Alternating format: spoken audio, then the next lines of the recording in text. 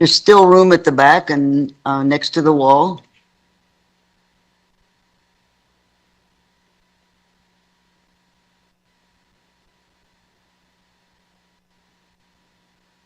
The next thing is, this is not a rally. This is a Board of Supervisors meeting. And so I'm going to ask you that those of you that have signs, I'll give you this one chance to hold them up and show everybody that you have a sign. And then I'm going to ask you to put them under your chairs. Okay. The TV and everybody in the room now knows that you've got a sign, so let's put it under your chairs. I'm going to ask that you put it under your chairs now. I'm going to ask that you be courteous to each other as well as to the board members. We're here to hear what you have to say, but we need to do it in an orderly fashion so that everyone feels that they've been respected. Any item that's on this agenda is open for discussion and possible action, and we begin with the roll call. District 1? District 1?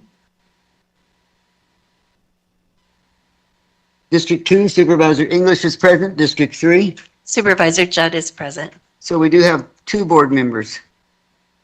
Members of the public may also attend this meeting by Microsoft Teams computer or mobile app, or by phone by calling 602-609-7513 or 888-680-6714, conference ID 392-434-924#. If you have trouble accessing this meeting remotely, call 520-432-9200 for direction. The board may permit public comment during the discussion of any item on this agenda. To speak on an agenda item, complete and return the speaker request form to the clerk of the board prior to the start of the meeting, and it has closed as far as us accepting speaker requests. We have 2 action items.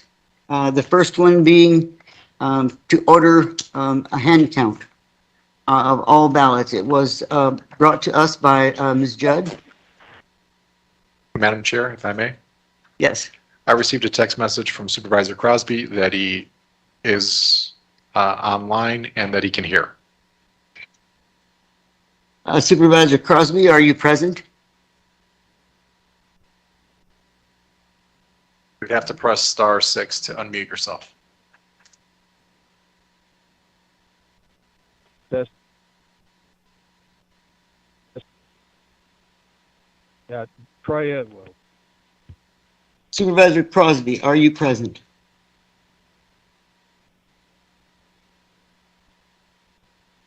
Well, item 1, I'm looking for a motion and a second.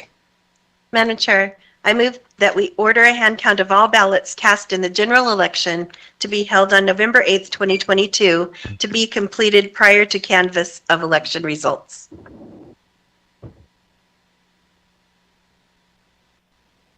I'm waiting for a second.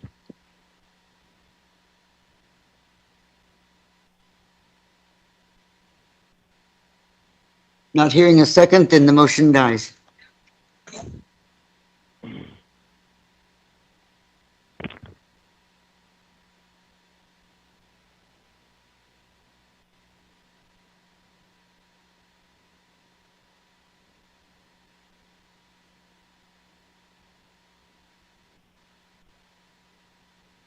We have item number 2.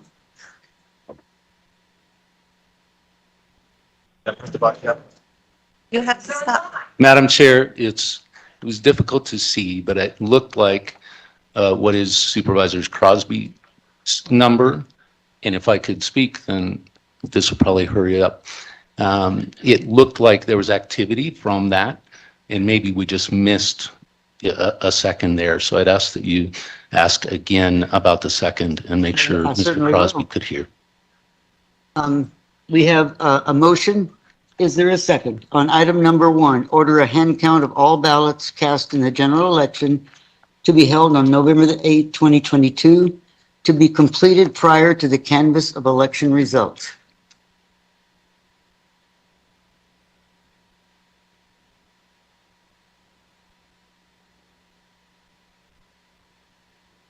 Madam Chair, if I may, I received a text message and it said, I hear second. I hear second.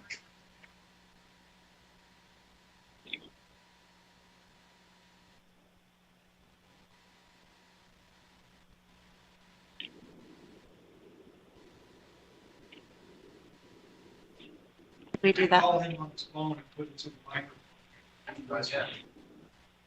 I understand. If we could just not hear from comments from the audience, we're trying to work through these issues. Thank you.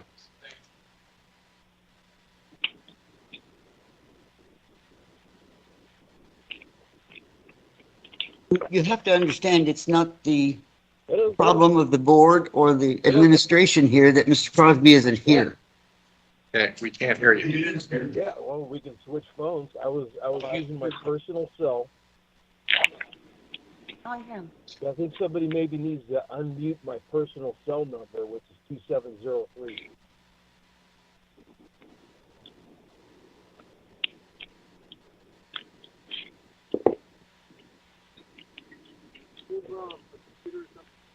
I've got one, but let me just take this.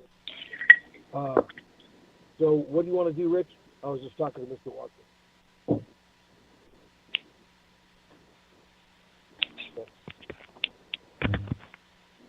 Okay, let's talk on this.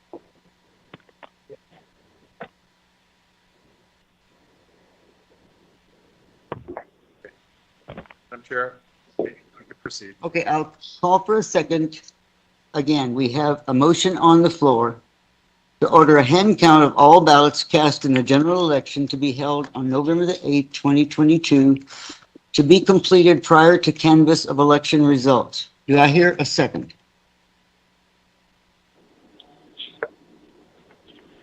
Chair is calling for a second on the motion. On number one? Second. Okay, I have a motion and a second. That means that we can have discussion on the issue. So, first of all, I'm going to say to my fellow board members that election integrity is my goal, and I'm sure it's yours. However, my road to achieve this goal is different from yours. I personally believe the voting machines the board bought and the state verified are secure and accurate.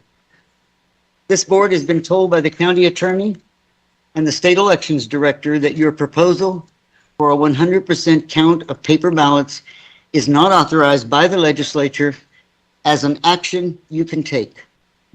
If you take this action after being told it is illegal, you cannot and will not be represented by the county resources. This means you as an individual will have to defend yourself in any actions that are taken as the state election director suggested.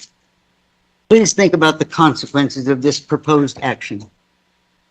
You have both succeeded in making your public statement about wanting to change election procedures to a costly, time-consuming procedure that has no rules or regulations and that would take weeks to get results and be subject to human error. Take time to look at all the details involved in your request so you can pursue this concept with all the information. If the legislature finds this process to be the direction they want to go for all counties, laws will be passed. Process will be determined on how to accomplish, and then it would be legal. All 15 counties will follow the process. Right now, there is no law, no authority, and no process. I ask you again to reconsider taking this action today and to direct your followers to approach the legislature to make the process legal. We have several people who have wished to speak on item number 1 and have given us a speaker request form. We have several people who wish to have their name on the record for item number 1, for and against. The numbers of people that we have wanting to speak are over 50, probably close to 60. So we need to have a process that allows all of you to feel as though, remember, this isn't a play, and the people up here speaking should not be speaking to the audience out there. The audience out there isn't making this decision. The board is making this decision. So your information should be directed to us, not as though you're, in front of an audience, because the audience is this direction and we should be hearing what your concerns are, either for or against. So these people that I'm going to be calling are in the exact order of when they sent in their request to speak. So that's the way that the items are set up. I'm going to call the first, usually I call the first 4 or 5. I'm going to go all the way down to 10, and I'll give you a minute to get lined up, and then we'll start the process. You'll see the red light that's over here. That'll give you your 3 minutes. If you don't wish to speak your 3 minutes, that's certainly okay with me. I think you're going to be saying some of the same things, but that's up to you whether you want to take the time or not, or you just want to make your thoughts heard for or against. So the first 10 people are Jennifer Druckmann, Fernando Jack Dona, Jeff Sturgis, Elizabeth Lopez, Alex Mulata, Jenny Walston, Yanessa Yazi, Oscar Cancio, Jose Marie Roldan Banuelos, and Joan Murphy. So if you would please line up in that order. Some of the people are on teams, and we begin with Jennifer Druckmann.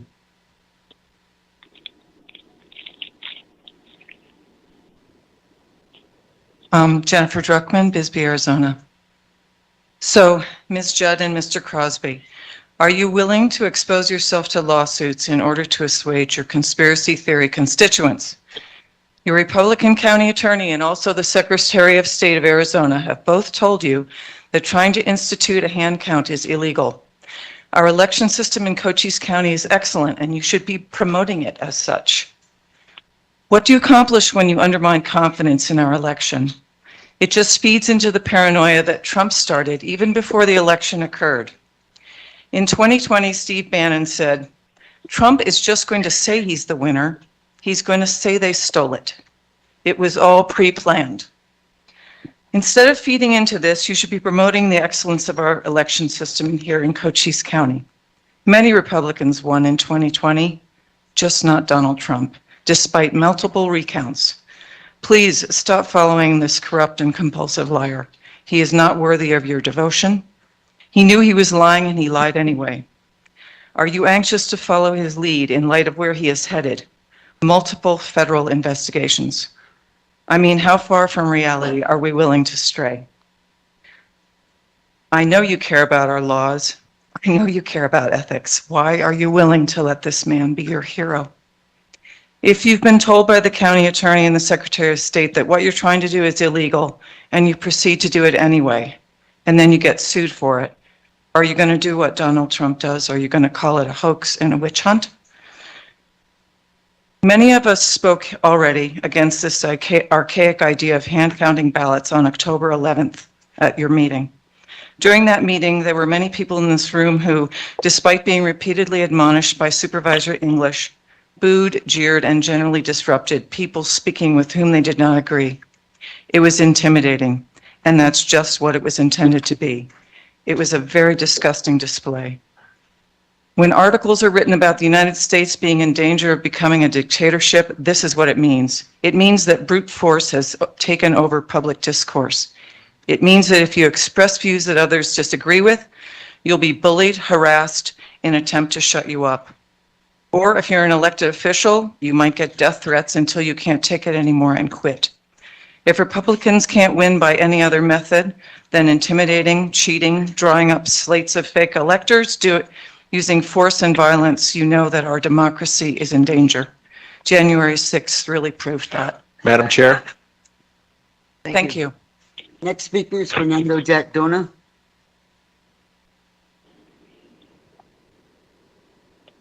Name and address, yes. My name is Fernando Jack Donna. I'm a retired Master Sergeant, United States Army.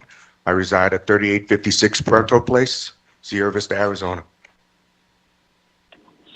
Fellow citizens of Cochise County, I'm here to address the Board of Supervisors and the citizenry regarding an issue that is neither Democrat nor Republican in nature. It concerns every American citizen, voter integrity. Now, what I'm about to say may be concerning to my friends on the right, but this needs to be said. In regards to voting integrity, in particular ballots, I agree with Nancy Pelosi and our current Vice President, Kamala Harris. There is nothing wrong in questioning elections. That's protected speech under the First Amendment of the Constitution. On May 16, 2016, Nancy Pelosi posted on Twitter the following statement, quote, "Our election was hijacked. There is no question. Congress has a duty to protect our democracy and follow the facts." That message is still up on her Twitter account. Elected and unelected officials should not be vilifying half the nation by calling them conspiracy theorists. Obviously, Nancy Pelosi thinks there's something wrong with our election system, and I agree with her. Regarding our current Vice President, Kamala Harris, on August 15, 2019, she posted this message on Twitter, which is still up online. Quote, "The only way to protect our free and fair elections is by embracing hand-marked paper ballots nationwide." And then again, on September 5th, 2019, the Vice President said this on Twitter, which also is still online, and posted to her account. Quote, "This shouldn't be a controversial statement. The United States must embrace hand-marked paper ballots." Mr. McCormick in the back has a printout of these Twitter postings if anyone would like to see them.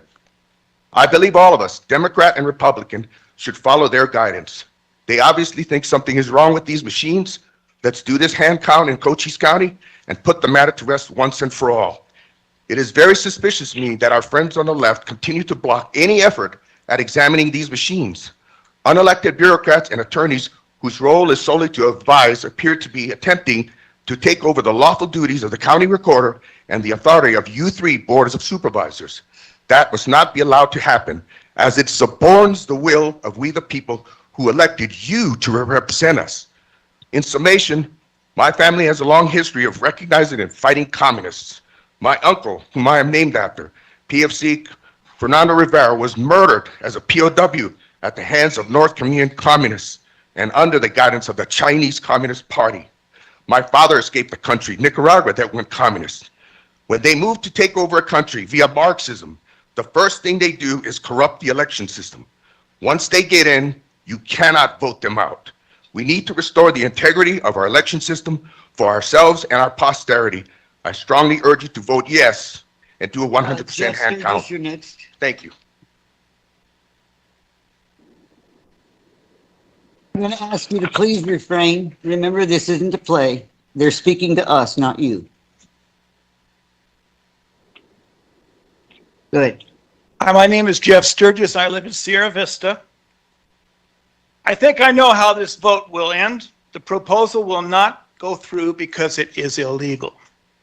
What will happen if the legal advice from the county attorney's office is disregarded, along with the warning from our Secretary of State to take legal action if the proposal, which Supervisor English has called foolish, illegal, and ill-conceived, succeeds?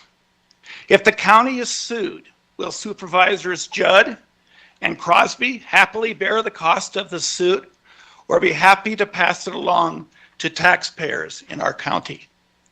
Supervisors Judd and Crosby should also keep in mind Arizona Revised Statute Title 16, Section 1004, which states that a person who at any election knowingly interferes in any manner with any law regulating the election is guilty of a Class 5 felony.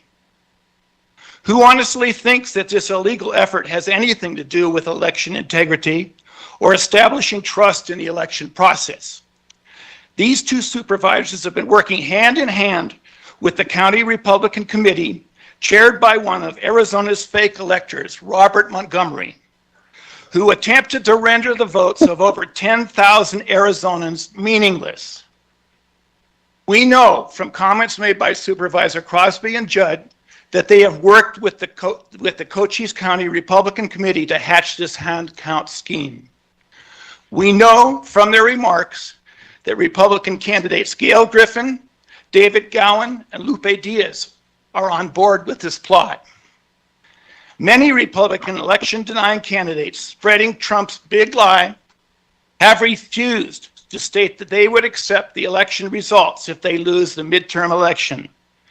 They know any controversy over election integrity can be used as an excuse to challenge election results. This illegal scheme is nothing but an attempt to inject chaos into the electoral process and create doubt in voters' minds so that election-denying candidates can refuse to accept defeat if they lose. This call for a hand count is election interference, plain and simple.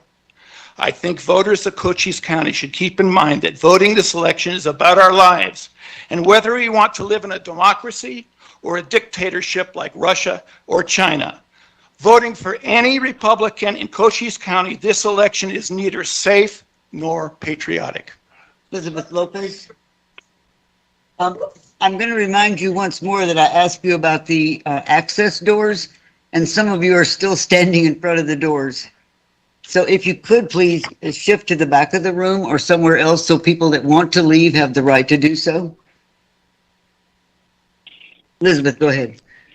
My name is Elizabeth Lopez. I live in Sierra Vista, and I'm addressing my remarks today primarily to Supervisors Judd and Crosby. I'm a law and order progressive voter. I value the rule of law because it's the only thing that stands between us and an authoritarian regime. It's the only thing that protects us from tyranny and violence. And I am grateful to our county attorney's office every time that they stand up for the rule of law. But it seems that our two supervisors are thumbing their noses at the rule of law with this illegal hand count scheme that's been hatching around our state. Recently, Mark Fincham and Carrie Lake lost their lawsuit to have a total hand count. I can't understand why you feel the need to inject chaos, fear, and doubt into an election that's only 2 weeks away. You say that a hand count will assuage people's fears? Well, yes, the very fears that your party has instilled in them through baseless lies. Meanwhile, Republican candidates say that they will only accept the election results if they win. They cannot and will not accept the rule of law if they lose. And what have we seen from MAGA Republicans who disregard the rule of law? Chaos, insurrection, violence, baseless conspiracy theories, and fake electors. Yes, fake, because despite what Robert Montgomery claims to know about the Constitution, it's all based on a big lie. A blatant disregard for the rule of law incites this bad behavior that we're witnessing here today. Your Republican constituents are so full of doubt and fear of our elections that it seems that nothing will reassure them. What we are witnessing is a troubled relationship with the truth and an unwillingness to accept the rule of law. No wonder people are afraid and angry. It's on your party. Thank you. Alex?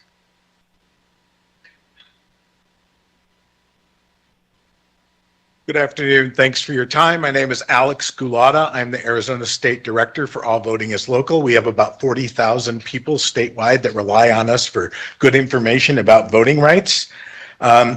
I watched the YouTube of your work session, and I really appreciate that you took the time to do that. And at the time, it seemed the community was evenly split by phone calls, by emails about what to do about this hand count. But there were some troubling things in the work session. There was a discussion about how the people bringing this forward were heroes and other people were the opposition. That doesn't really sound like we're trying to bring the community together. That sounds like us and them. There was a discussion about the fact that this was illegal, and then a push to just call a vote and worry about the legality later. Also, does not seem like the kind of attitude we have if we're really trying to bring the county together. But what's worse was a lack of recognition of where this fits in the statewide and national context. And here's that context. This is from Business Insider, January 29th, 2022, interviewing Representative Fillmore about HB 2596. Fillmore said, quote, "We should have voting, in my opinion, in person, one day, on paper, with no electric means, and hand counting that day. We need to get back to 1958 style voting." And that's what this is about, okay? This is about getting back to 1958 style voting. He said the quiet part out loud. And 1958 was when politicians picked their voters when mainly white men decided who would be allowed to vote and whose votes would be counted. But today, I think we all should believe that the voters pick the politicians and not vice versa. So and the reason that I think you should be concerned is this is the first step. This hand count, it's part of the one day, one vote movement, which is the 1958 style movement. And from the work session, your recorder talked about precincts again, because it would be easier to hand count if we went back to precincts, small precincts. He mentioned that it would cost more to hand count, but if we got rid of the machines, we'd make that money back up. It would be offset by the cost of the machines. So a plan to do away with the machines completely. A willingness to overlook illegality. That's 1958. That's not 2022. And finally, the offhanded revelation at the end of the work session that the 140 people who had been recruited were all Republicans. Okay, how is that ever going to be fair? That's 1958 style voting. So we want to vote for an America where voters pick the politicians. Thank you.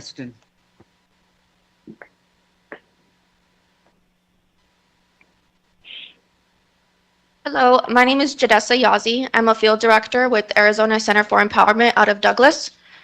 I'm here today speaking on behalf of not only the hardworking and dedicated team of canvassers present here in this room, but also for the youth, students, working adults, and the first-time voters that were deliberately left out of this space in order for this agenda to be passed. Early voting started in Arizona nearly 2 weeks ago, and some counties are already processing ballots. Appending the administration of an election that has already begun not only risks instilling chaos and confusion, but will waste taxpayer resources and threaten both accurate counting of votes and the timely certification of election results. Jenny, was your name Jenny? Janessa Janessa? Yazi. Yazi? I had the wrong name on here. I was calling for Jenny Walston, and she's on Teams. Go ahead. Jenny Walston, are you on Teams? Okay, I'm going to move on then. And we've heard Janessa Yazi. Oscar, go ahead. Hello, my name is Oscar Cancio from Douglas, Arizona. I'm here on behalf of my community. I'm here for my future. I am here because of the countless students, youth, and working adults and first-time voters that were deliberately left out of this space to pass this agenda. I am a first-time voter in this community who has looked forward to this time and feel that it is wrong to implement a change when one is not needed. When facts and statistics are in favor of highly intelligent and non-fraudulent machinery being used to count votes, it is insane to oppose against it, especially when there is less than 2 weeks away from elections and important deadlines. Hand counting votes is shown to be impractical. A system where votes are being processed and counted by its intended time with zero to no issues is being subjected to bias and manipulation for our voices to be silenced by higher powers dawning over us.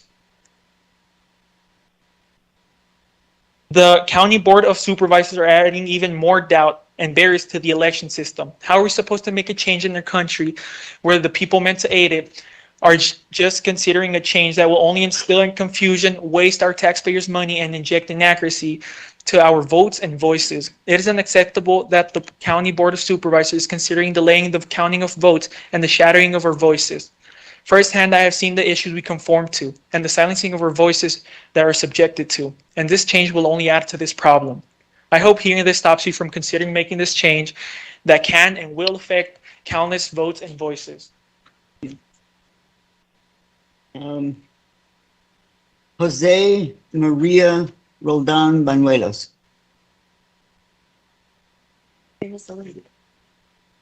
No? Okay. Joan Murphy. While Joan is getting ready, I'm going to read the names of the next 10, so we'll give you a little more time, Joan. Rodolfo Valencia. Marco Villalobos. Alejandro Leyva Quinn. David Medrano. Heather Borman. Penny Sharon. I'm not sure how to pronounce that. Sheoran. Elizabeth Bernstein. William Michael King.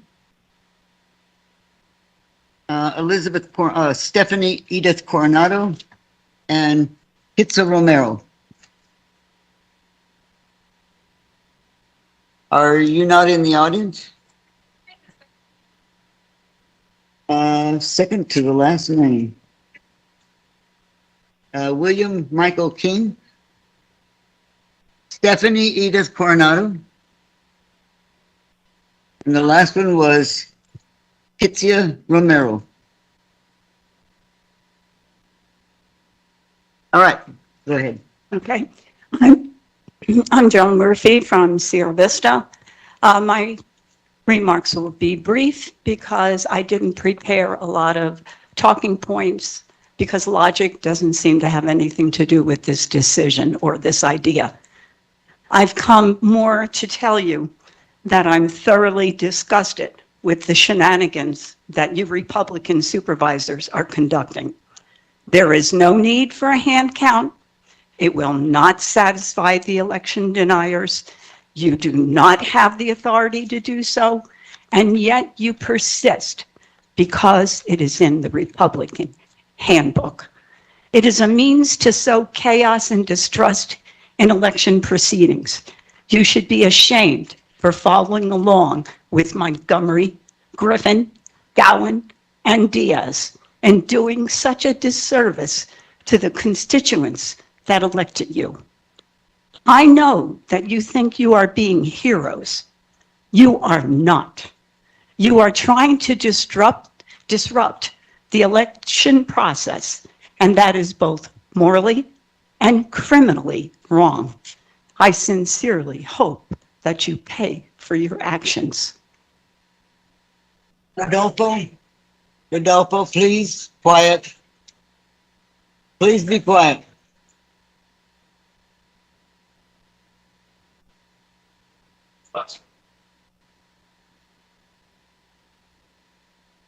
All right, have you calmed down enough? We can hear Rodolfo Valencia, please. Hola, mi nombre es Rodolfo Valencia, yo vengo de Dallas, Arizona, vivo aquí en Cochise College, en Cochise, y vengo a hablarles sobre la decisión del condado con respecto a la cuenta manual de votos. A mi punto de vista, el uso de herramientas tecnológicas sería mucho más práctico y verídico debido a que una cuenta manual es mucho más tardada y riesgosa debido a que un ser humano es más propenso a cometer errores que una máquina no cometería. Adicionalmente, el uso de maquinarias permitiría un sistema más práctico y eficiente, ahorrando así innumerables cantidades de dinero y sobre todo de tiempo valioso, así como también prevendría algún tipo de controversia, tales como fraude electoral, dando como resultado una elección más refutable y justa. Espero que mi punto de vista los pueda hacer razonar y sobre todo considerar no votar por este cambio.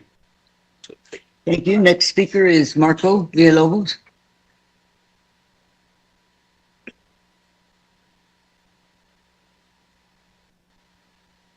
Good afternoon. My name is Marco Villalobos from Douglas, Arizona. I'm actually a first-time voter.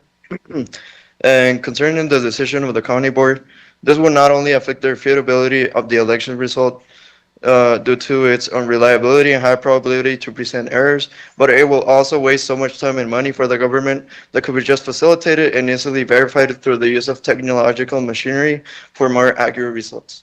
Thank you. Thank you, Marcos. Next, Alejandro Leyva Quinn, or Quen. Did I mispronounce that? C-U-E-N? Alejandro Leyva Quen. David Medrano? David Medrano?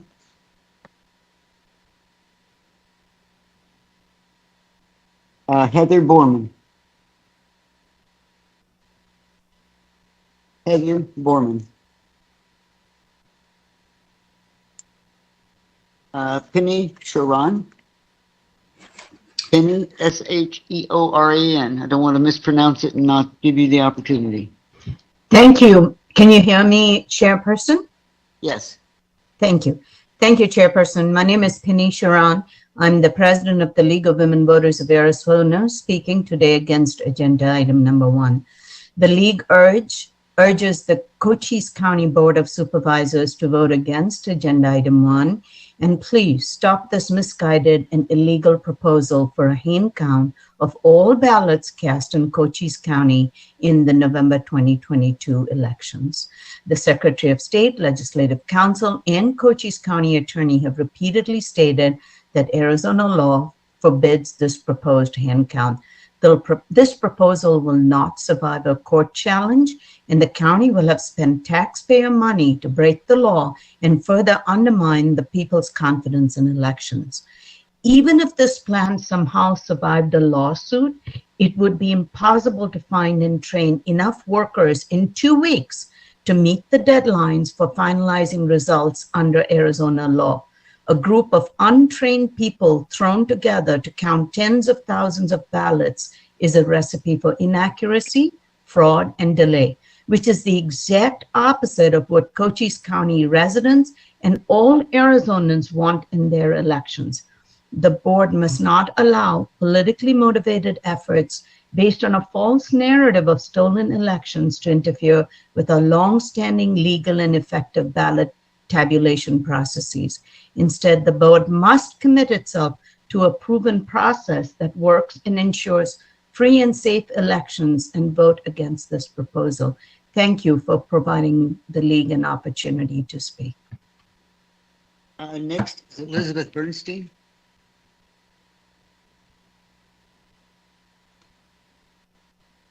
I'm Elizabeth Bernstein. For decades now in Cochise County, I have been a poll worker, a poll observer, an early board worker, and a participant in the hand count that occurs after every election in Cochise County.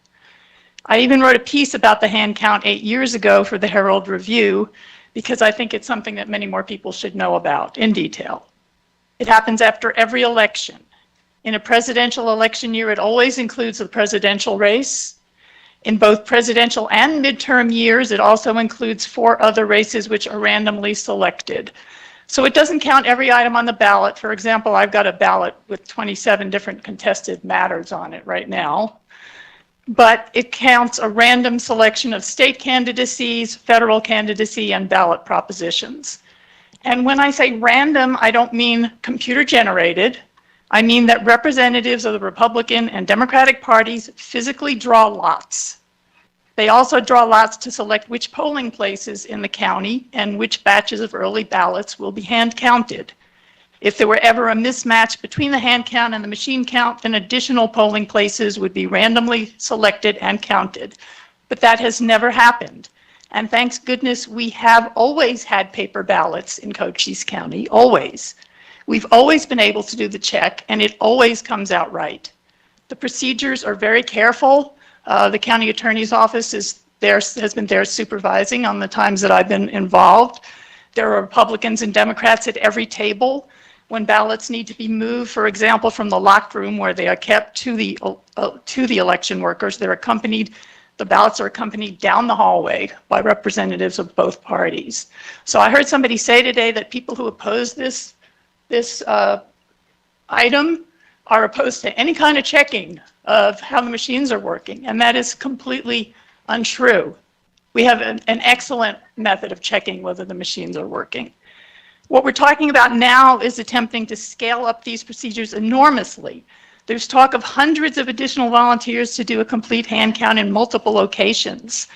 I think at this late date, we are inviting chaos and risking compromising all those safeguards that we have in place. We've never before had hundreds of members of the public knowing before the election how the candidates and propositions were faring in early voting. And I want to say that there's been something said about this being a test of our emergency backup plan, but our emergency backup plan is not hand counting. We've used our emergency backup plan 8 years ago, and it involved getting assistance from Graham County. I also think that, I also want to mention that apparently There was some thought that Attorney General Brnovich would come through with an opinion supporting this, but apparently that has not happened. And I'm concerned that we won't get our votes in time if we wait for this hand count Next to one is Michael complete. King. No, please, no. Greetings, I'm Bill King and I'm from Sierra Vista, Arizona. I'm here personally and I'm also here on behalf of LUCA Arizona. It's a nonprofit organization. LUCA stands for Living United for Change in Arizona, and it's an organization led by change makers fighting for social, racial, and economic transformation. We're committed to human dignity, inclusion, equity, and collective growth. We work to reclaim our shared power alongside our families and community. I am presently leading a team of about 20 people who are canvassing all of Cochise County in terms of getting out the vote, and especially in favor of Propositions 209 and 308. Some of those people are here today. Lucha, Arizona, and I personally object to the proposal that's set forth in item number 1 for the following reasons. First of all, it will require a substantial amount of man hours in order to process this hand count. There's not enough people to do so right now. It's been estimated to take over 2,500 hours. That could cost in excess of $100,000, which is something that this county could use for other purposes. It will also delay the certification of the votes. Machine processing of votes, as stated by a number of people, is the best way to go. It's the most accurate, and it avoids the possibility of loss of ballots and denigration of the integrity of ballots. The Secretary of State, as you all know, and is indicated by the chairperson, advises that this proposition is against the laws of the state of Arizona, and if the proposition should be passed, then there's certain to be litigation initiated by the Secretary of State, and it's going to result in a lot of legal fees. Fortunately, as indicated by the chairperson, the cost of those legal fees in the event that the proponents lose would be borne by them. It wouldn't be borne by the county.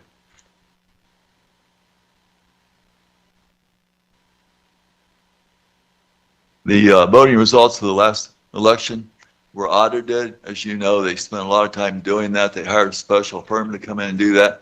And the outcome of that audit was that the results of that election were completely verifiable. There wasn't any evidence of fraud.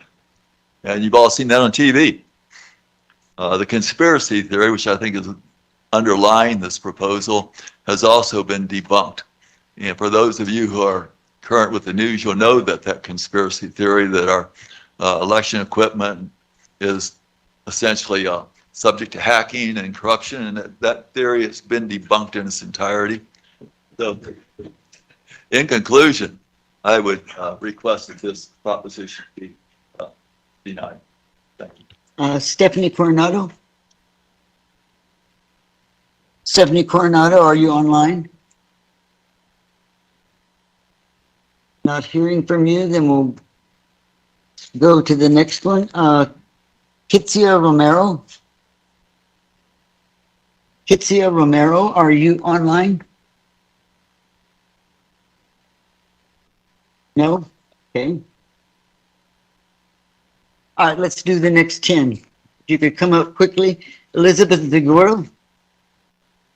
Joni Giacomino. Tricia Giradette. Margaret Foley Case. Elizabeth Tyndall. Susan Lynn Dalby. Barbara Jennings. Joel Levine. Radford Hyde. And Richard Allen McGaugh.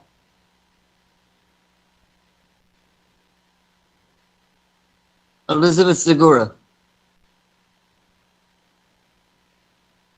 Online? Star 6 that me. If you're online and you're muted, star 6, please.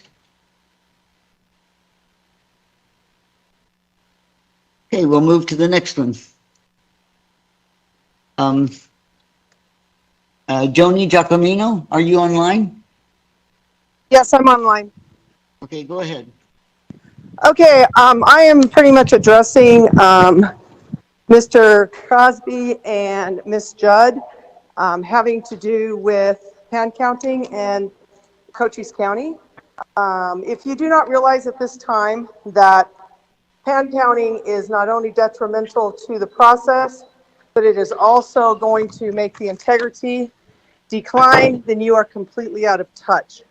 In the Arizona Revised Statute 16-452A, it states that after consultation with each county board of supervisors or other officer in charge of elections, the Secretary of State shall prescribe rules to achieve and maintain the maximum degree of correctness, impartiality, uniformity, and efficiency on the procedures for early voting and voting and of producing, distributing, collecting, counting, tabulating, and storing ballots. Not only has the county attorney and state election officials informed you both that a hand count would be illegal at this time, so has the Secretary of State. So do you not understand the chain of command that is in place that you are required to follow? You should also reference 16-452C, which states a person who violates any rule adopted pursuant to this section is guilty of a Class 2 misdemeanor. The agenda references ARS 16-602B, but fails to include the line that hand count shall be conducted as prescribed by this section and in accordance with hand count procedures established by the Secretary of State in the official instructions and procedures manual adopted pursuant to the section 16-452. Is this deletion intentional to be misleading for justification of an illegal hand count? What part of the Cochise County Board of Supervisors being specifically instructed not to have a hand count by the Secretary of State and state elections official do you both not understand?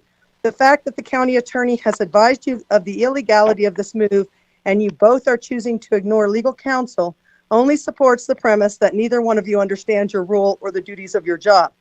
This shows that neither one of you are fit to continue to hold office and should resign your post effectively and immediately. Your actions are not good for the county constituents, but only for your own personal agenda, and that is not a requirement in your job description. In closing, I would hope you rethink your actions and vote accordingly to the legal guidelines prescribed to you by state officials and legal counsel. Thank you. Patricia Giordette.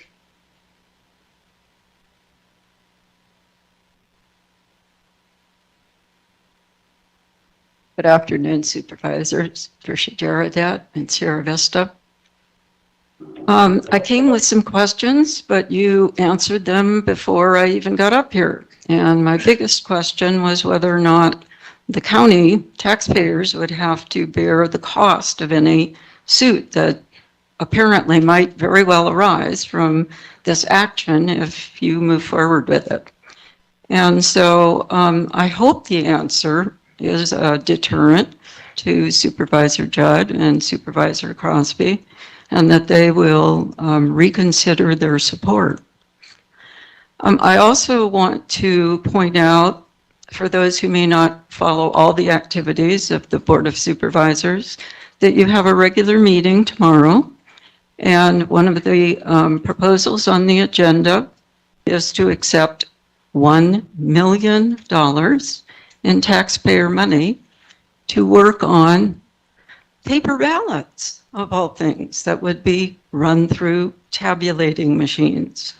So, on the one hand, you're saying you don't trust tabulating machines, and on the other hand, you're going to accept a grant to work on that, or at least it's proposed on the agenda. So that seems ironic to me. And lastly, I hope that this will be voted down, and let me suggest a compromise, which is that if people really think that counting by hand is more effective than machine tabulating, let them engage in it, but do it in a more leisurely fashion, and do not stress everybody, including your staff, by trying to make it official by the canvas date.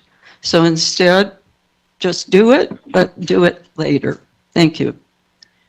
Margaret Foley case. Margaret Foley case. Next would be Elizabeth Kendall.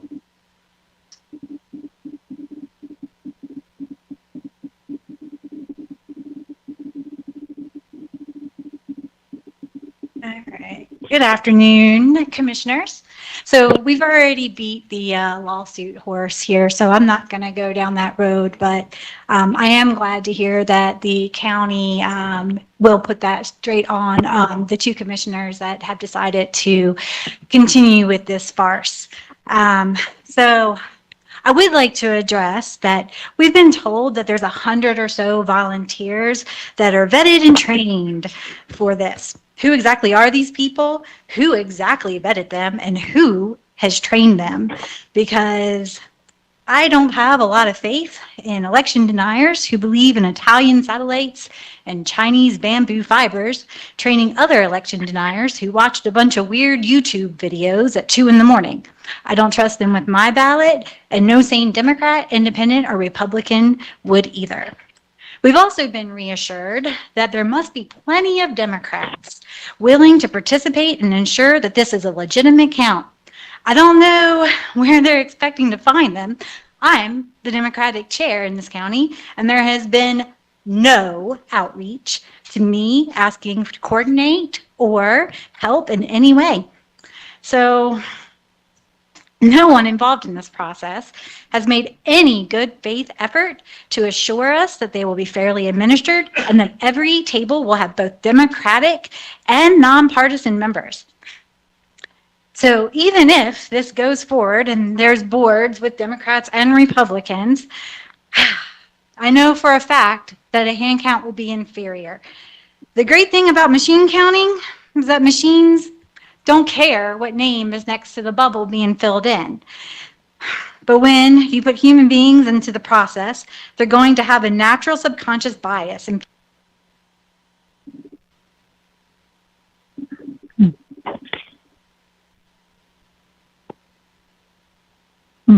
You lost.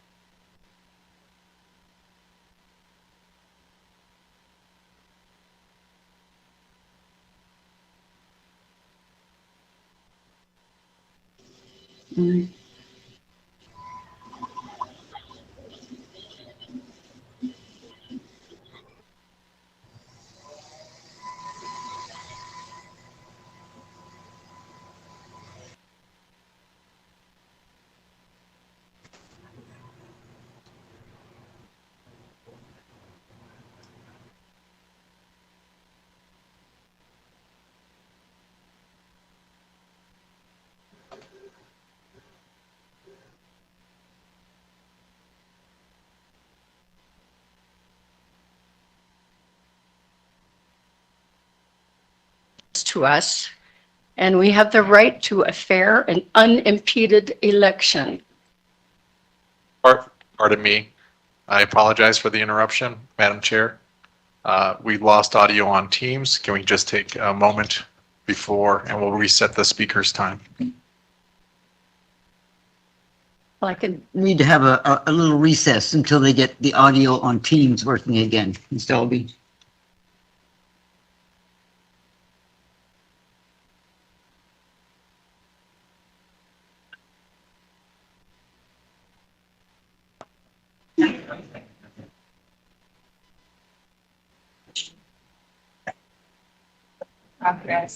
What? No. Madam Chair, Yes. the speaker is working now. Okay, would you quiet down? Please, quiet. Go ahead, Ms. Dalby. I'm going to start over. I am representing 39 at least people from Portal, my town, a very small town north of here. All of those people, and a lot of others probably, oppose these measures to hand count ballots. Our right to vote and our democracy are precious to us, and we have the right to a fair and unimpeded election. We are angry that our elected officials are attempting to undermine our voting system knowing full well that what they're planning is illegal according to Arizona law. We drove 2 hours to get up to this meeting because we won't stand still and watch this happen without speaking up. These officials are entitled to their own personal beliefs, but they have forgotten their duty in this room is to represent the people who elected them, not to further their own political agendas. This is a political stunt, pure and simple, and it endangers the integrity of our election. That's all I have to say. Barbara Jennings. Barbara Jennings, are you online? I am. Can you hear me? Yes, go ahead. Okay, perfect. I want to applaud Mr. Crosby and Mrs. Judd for wanting to hand count as a security measure to make sure that these machines are working correctly. I feel that it is very shameful that Americans have so devalued one of the most important decisions we have to make, which is choosing the leader of our country. I am from Maricopa County. I helped out at the Arizona audit in Maricopa County.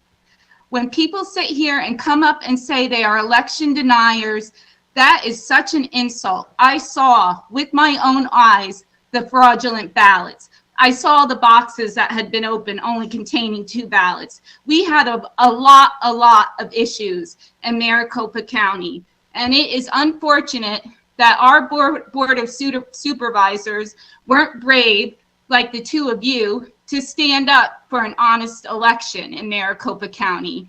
We had many problems, and unfortunately also because of the media that refuses to acknowledge the findings in the audit, that people still claim that our 2020 election was okay. It was not. And I don't understand why people are so against doing a second measure to make sure that the machines are calculating the votes correctly. I mean, we had the whole Sharpie issue here. We've had many issues. And in August, I mean, people talk about the Secretary of State, Katie Hobbs, who sent 6,000 federal ballots instead of regular ballots, who did not provide enough Republican ballots in Pinal County. These people who have been running our elections are not doing a good job. So people who say that, Katie Hobbs, that she says this is unlawful, I think it deserves a full investigation of whether it is, because certainly she has participated in many unlawful things regarding our elections, including the fact that we still don't have a 2022 election manual, because everything she wants to put in it is leading to election fraud and stealing our voices and stealing our votes. It is so frustrating to be part of Maricopa County Board of Supervisors to see how they reacted to the 2020 election. You want to talk about wasting money? How much money they spent fighting against just handing over the ballots. If there wasn't anything to hide, they shouldn't have wasted so much of our tax dollars fighting it every step of the way. And we still haven't gotten all the information that we were supposed to receive for the Maricopa County. So I just want to say that Cochise County should feel so proud of the 2 of you and feel fortunate that they have people who will stand up. Next is Joel Levine. Thank you. Have I not asked all of you to please be quiet and courteous? Remember, this is our meeting, not yours. Maybe security should move to the back of the room. Quiet, please. Good afternoon. My name is Joel Levin. Live in ghost town of Gleason and Elfrida. And I'm retired, representing only myself.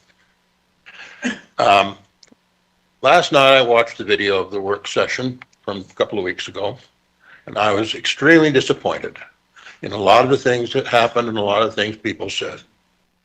First of all, from my own personal experience, it's easy to look at the laws and the statutes and bylaws of things and say, this says you can do this and this says you can do that. But if the lawyers tell you that there's something about the whole body of law that says, no, you can't do it, you should probably listen. Okay, that's one thing. The second thing is, Well, I should say that I have been since all three elections of 2016, I have been a volunteer poll worker, and I am still. I was last in this room on Wednesday doing the training. And I understand how it works, and I understand how Ms. Mara and Ms. Rodriguez work, and I am incredibly impressed with their integrity, and I'm impressed with the procedures they've set up, and I'm impressed with the fact that they have done a hand count of a random selection of ballots from a random selection, well, all of the ballots from a random selection of vote centers and a random set of races chosen not by them, and the results have always been 100% accurate. That is a check on the system. You don't need to hand count all the ballots, especially if it's going to take you 8 days longer than the statutory limit of presenting the results. Okay. And finally, there was another thing. I shouldn't say finally, I might think of something else. Mr. Stevens last night presented a nice example of how you could have a counting center in Benson, and there would only be this many votes to count. Well, we have vote centers. If I vote my vote in Benson, it'll still be an Elfrida vote, and it won't be an Elfrida where the Elfrida voters are being counted. So having all these counts in real time of ballots as they're being processed at a vote center is nonsense, because you can't get you don't have the ballots that correspond to the location where they're voted. That's one of the big advantages of the vote center system. You don't have to go to a particular place. You can go to a convenient place. And the handling of the ballots, which I might add, are paper. The mail-in ballots are paper, which 80% of Arizonans seem to think is a pretty good way to do it. The in-person ballots are on paper. Those cards are paper, and they are maintained. So we've got paper ballots. You're only questioning how they're counted, and the machines are trustworthy. Okay, I didn't mention, no, number, okay, fine. Okay, Radford Hyde.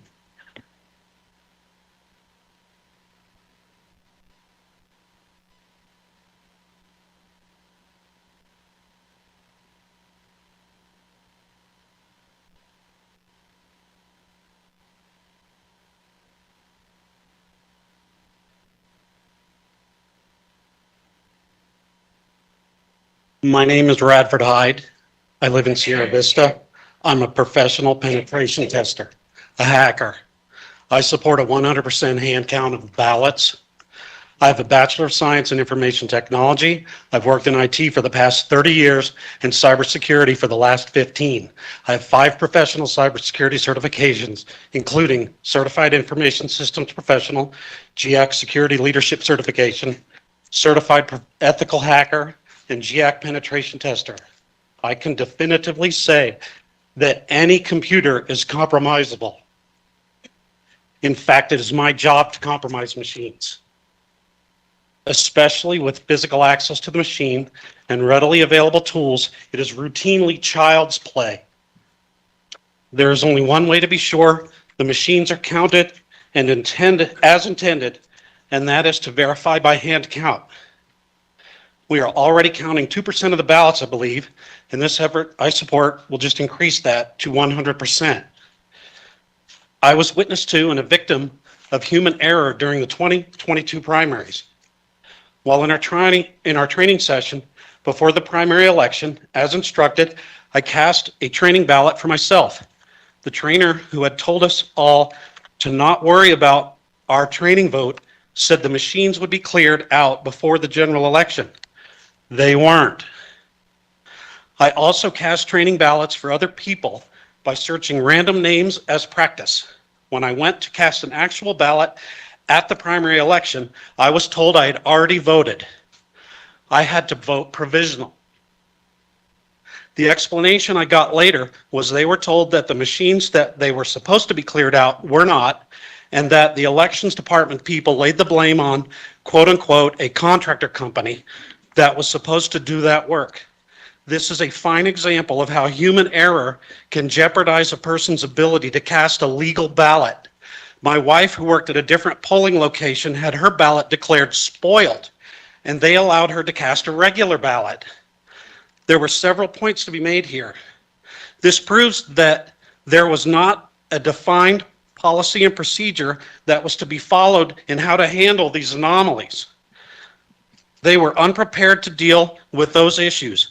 If I had not attempted to vote in person, but turned in a mail-in ballot, would it have even counted at all? What about all the people that did not attend training, but we voted for in training by randomly selecting names from the search list? Would they have had their ballots counted? Trust, but verify. There was no verification. Verification must be done to ensure all legal ballots are properly counted.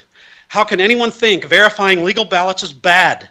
Please vote yes on the 100% hand count effort. Richard Allen McGall.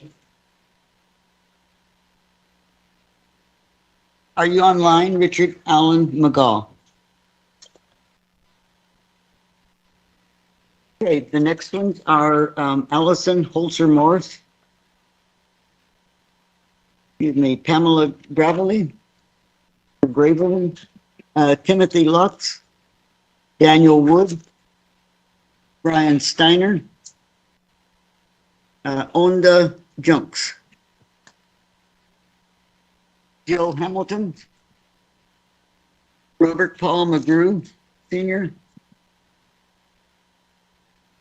Gisela Aaron, and Stephanie Stevenson. Okay, Allison. My name is Allison Morris. I'm from Portal, Arizona. I've learned a lot today. And I'd just like to say what an incredible waste of time I think this whole procedure is. What you're doing is against the law. It's unfair to voters. And I'm just stunned that we're all sitting here on a lovely day, wasting this precious time.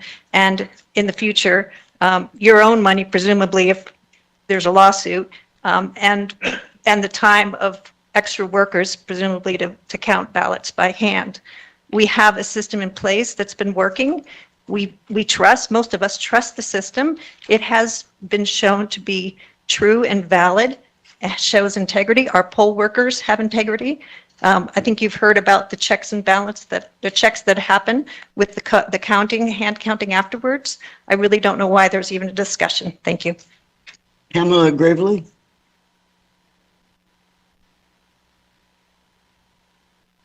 Good afternoon. Thank you. My name is Pamela Gravely, Sierra Vista, Arizona. As we are all aware, votes were not zeroed out of the computers before 0600 on primary election day, disenfranchising many voters, causing some to get irate as it showed that they had already voted and perhaps some legal votes did not even count. This was an error, and situations like this need verification. I support 100% hand count. I personally witnessed and was a victim of this error. As a poll worker, I also saw computer software abnormality, as did many other poll workers. In the afternoon, approximately 1 p.m. or so, the tablets processing, the speed slowed down, and the cloud icon on the top of the screen showing connectivity changed. This indicated that something was talking to the computer tablet. The question is, what? Following this update or communication or whatever it was, voter records were coming up wrong. Voter records were coming up wrong. After scanning of a voter's driver's license ID, their voter information showed an inaccurate birth date. The birth month was showing month 19. At least one other location saw this, to my knowledge. Obviously, this is inaccurate. It happened over and over and over again. Numerous poll workers experienced this. It happened at different polling locations. Why? What in the world happened? Wasn't the system supposed to be safe and secure and accurate? I thought our data was protected and not connected to the internet. We were told as trainees that the voting system was not in any way connected to the internet. Okay. Why then did such inaccurate information show up on our computer tablets? I didn't see this error in the morning. Was the network actually connected to something it should not have been? Was there an error in the software programming? Was there an update that updated improperly? The big question is, what else could have been changed that didn't appear on the computer tablet that we saw as poll workers? This leads to a ton of doubt and obvious software and hardware malfunction. It's imperative that we do 100% hand count. We must count every legal vote. It doesn't matter whether you're a Democrat or a Republican voter. That's completely irrelevant. What is relevant is that Cochise County ensures that all legal votes count. It's our absolute duty to our voters, no matter their party affiliation. Please vote yes for 100% hand count on the votes to verify that the current computer system is tabulating correctly. Trust but verify. Thank you for your time. Timothy Lux? Yes, Madam Chair. Can you hear me? Yes. Okay. My name is Tim could you Lux. hold I'm on, here in please, just a Tucson. minute? Could you hold on?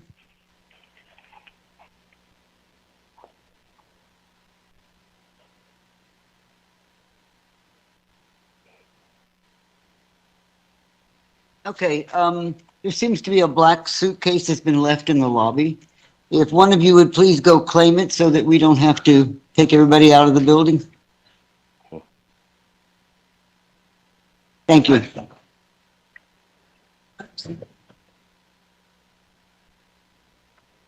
Okay, Timothy Lux, are you online? Yes, ma'am. Can you hear me? Yes, I can. Go ahead. Okay. Thank you.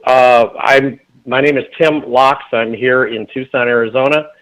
We've been fighting the electronic systems here in Pima County, and our efforts seem to have fallen on deaf ears.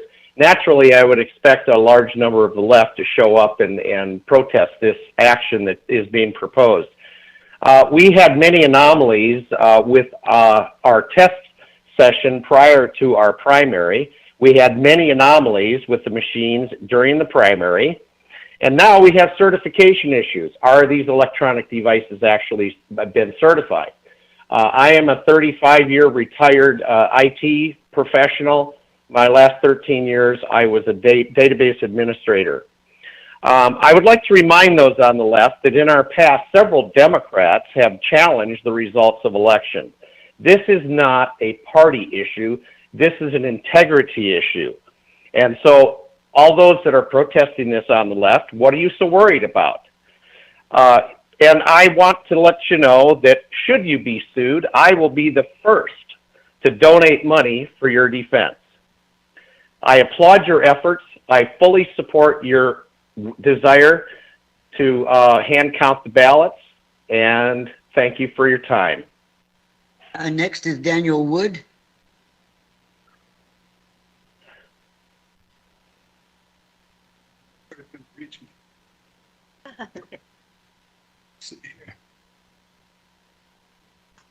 Good afternoon, Cochise County Board of Supervisors. My name is Daniel Wood. I come to you today by the grace of God Almighty, knowing this, as it is written in the Declaration of Independence, that all men are created equal, that they are endowed by their Creator with certain inalienable rights, that among these are life, liberty, and the pursuit of happiness.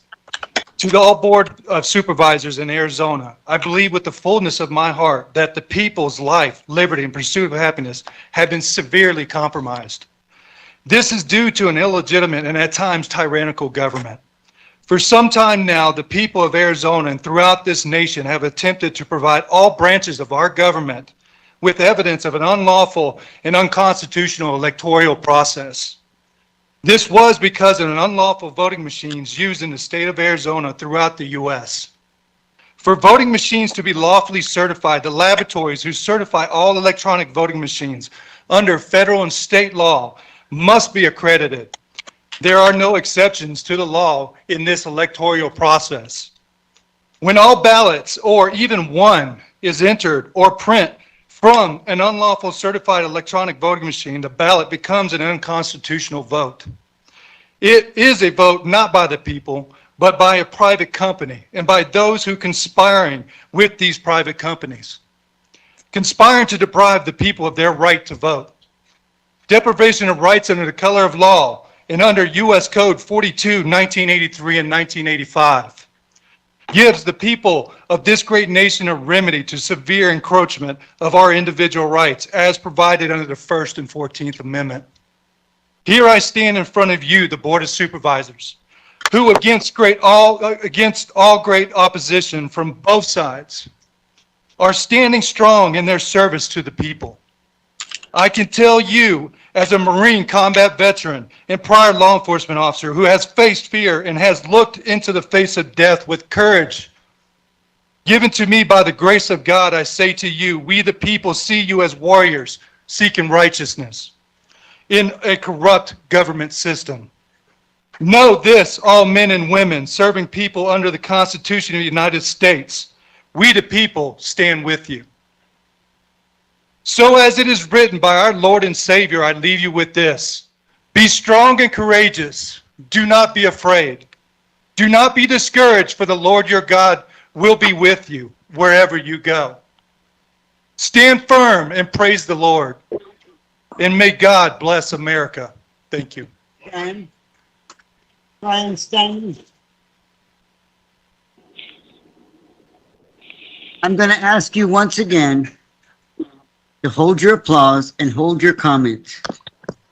Brian Steiner.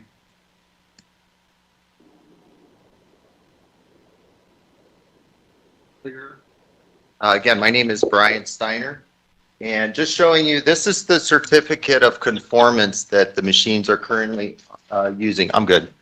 And what I want to point out here is that on May 3rd, 2019, this is when this was done, and it was done by a gentleman named Brian Newby.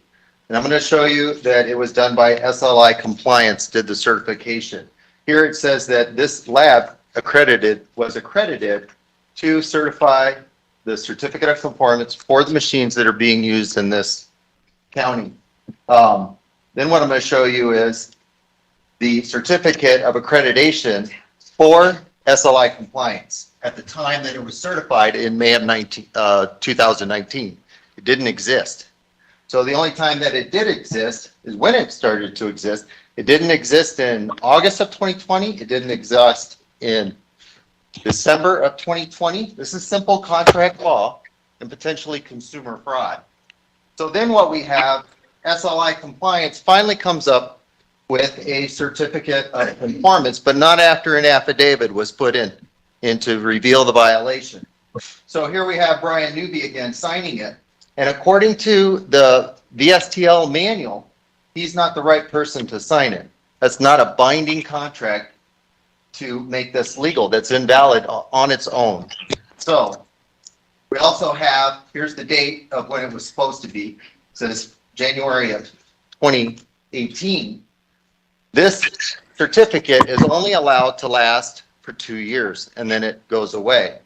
So after this was put in January of 2021, they go and extend it to 3 years. So here's the certificate that the voting machines are certified under by this non-accredited lab, because this document would be false and invalid. So that's where we're at. So according to, if I can read the statute for you, ARS 16442B, machines, and I'm almost out of time, but what I'm going to say is machines may only be used if they are basically if they are certified by an accredited lab. They cannot be used if they're not certified by an accredited lab. This document, what didn't even exist, it should have been shown. And then when it did exist, it was fraudulent. Here's the new one.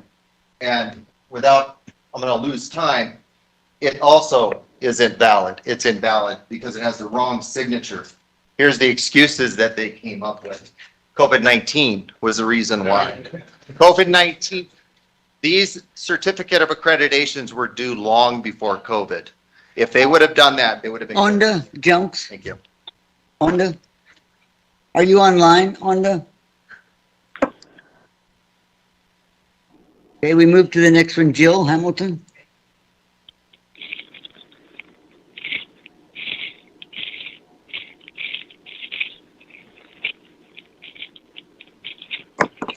Jill Hamilton. I live in Hereford, Arizona. If you could bring the speaker down just a little bit so it will. Shortness? Yeah. Okay. Thank you. I live in Supervisor Crosby's district. I'm sorry, I can't look at both of you. there's some things that have been said. Actually, I was thinking human error. We're all wanting secure elections, but human error, I think I put in to discuss item 2, but some of the things I have to say overlap, so I'm going to go right ahead since called. I think there's things that one question I wanted is, I'm flabbergasted that the board did not know that there was going to be an election this November 8th as long as a year or two ago. And now at the 11th hour are cognizant of that and trying to change the rules of the election. I think Ms. Bernstein has stressed how there is backup counting, and I think shall versus may in some of the language of these agenda items, and law and order, and not the TV show, is that the actions are that we are going by the laws and the order in the way we have it now. And if those need to be changed, it does not need to make the chaos of being changing the system at the last minute. I think that is not law or order. I am supportive of the staff, the recorder, and the election people that run these elections. I've been a county resident living, working, and voting here for 30 years, and I don't think we have that. So I think if you want to look at this for another election or the state laws or whatever, that is the process. And I think both agenda items going shall rather than may negates trying to do that law and order process. I would think the process should fulfill itself, a legal and orderly process, and do not vote to corrupt the lawful and orderly process. Thank you. Robert Paul McGrew. Robert Paul McGrew, are you online? Robert Paul McGrew. Hearing none, we'll move to Gisela Aaron.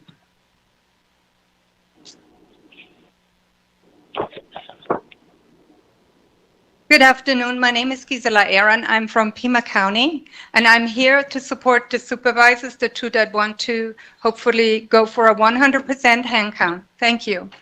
I'm sorry to inform you that the election equipment software and tabulation currently in use in Arizona in all 15 counties are not legally certified as required by state law. Arizona chose to incorporate into their statutes ARS 16442B, the third of 4 categories of the Help America Vote Act, which states requires testing by a federally accredited laboratory. Well, Mr. Schaefer has, and some of the gentlemen here have shown that they have evidence that this is not true. I do too. When I heard that these laboratories are not federally accredited, I looked into it about half a year ago, and I found a letter from NTS laboratory in Huntsville, Alabama. And they stated in that letter that that was March 13, 2017, notifying the U.S. Election Assistance Commission that they were voluntarily withdrawing from their role and responsibility as an independent voting system test lab, VISTL, at the end of March 17. The Secretary of the State at the time should have looked immediately for another federally accredited testing lab. She chose to neglect this important requirement, and they are still not in compliance. I don't know why. The Secretary of State has not contracted with the federally accredited lab. She chose to neglect this and willfully disregard the Arizona laws and statutes, and even CISA deems the election equipment as a critical infrastructure. This severe neglect of duties renders the elections in 2018, 2020, and if we use them again in 22, invalid, null, and void. I'm asking you to please, don't use these non-certified, unlawful election machines, and if you do, at least have a 100% hand count. Please to do this to promote voter trust and integrity. Please choose wisely. Thank you. Stephanie Stevenson? Stephanie? All right, well, Stephanie's coming up. If the next 10 would get ready, please. Joanne Kerr, Joe Gilliland, Michael Brown, Claudia Thomas, Laura Jeanette Davy, Dan, looks like Lachana, C-H-A-W-A maybe, Dan Lachawa, Madeline Wolaski, Roland Baker, Faith Ramon, Clyde Morris. All right, go ahead, Stephanie. Hey, my name is Stephanie Stevenson, and I'm from St. David. And I'm a little nervous. This is the first time I've ever done this. I've heard a lot of grandiose things being said, but I'd like to bring it down to a little bit of reality. I'm a voter here in Cochise County. I've already submitted my ballot, vote by mail. And I want to thank the state and the county for letting me vote by mail and let me use a drop box to drop it off. 80% of us in Arizona do vote by mail, and I do appreciate, because I do think that voting should be accessible for as many people as possible. I oppose this resolution. First of all, people have addressed the legality, but I think it's frivolous. We have an election in 2 weeks. This will not improve accuracy. We have accuracy and backup in place. It will be expensive in time and dollars. Again, it's 2 weeks before an election. Many of us have already voted.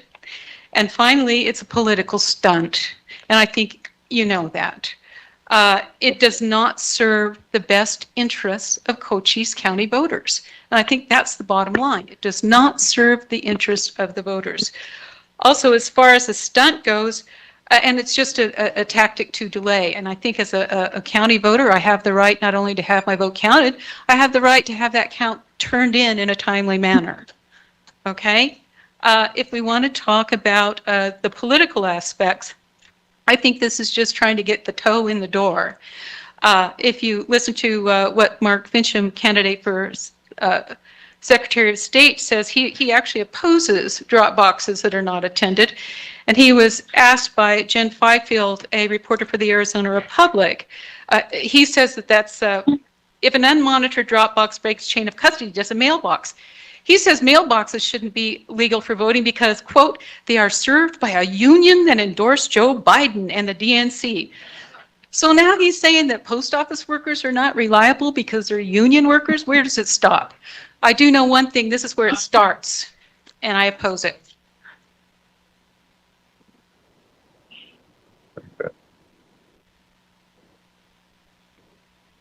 She didn't go over her time. I know, Madam Chair. Yes. Madam Chair, from the audience, someone yelled time. And that's when. So if she wishes to, if you wish to speak, I applaud. You finished, did you not? Okay. Yes. Yeah. Thank you. But I would prefer if the audience didn't yell out because we have a timer. The timer is up here. You can see it. When it goes to orange, that means that they have a minute left. When it goes to red, it's over. So we don't need you telling them, okay? Thank you. Joanne Kerr? Are you online? Joanne Kerr. Okay, Joe Gilliland.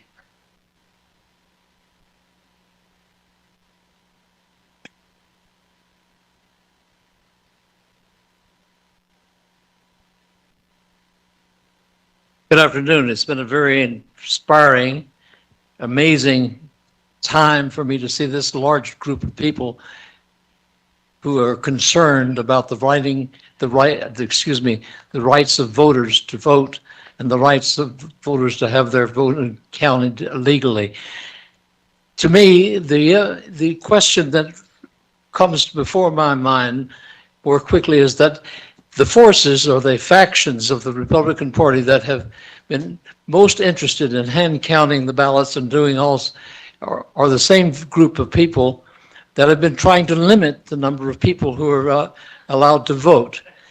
This is the fundamental issue is the right to vote for all the people, of the people, by the people, and for the people, not just the selected people, not just the best people, not just the nicest people, not just the richest people, not just the busiest people, but all the people.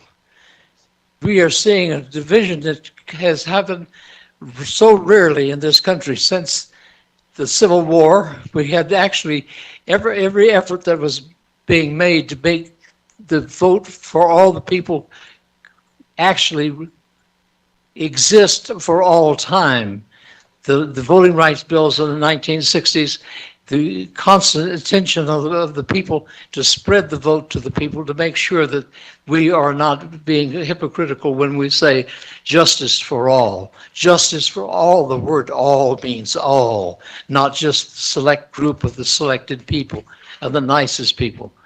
So therefore, this is the most important time of my life in voting, because my first vote for president was in 1948, and I voted for Democratic, and sometimes I was disappointed. Sometimes I wished they would recount. Sometimes but the law was carried over and over again. When Kennedy won, Nixon had a reason to doubt, and then Gore had a reason to doubt.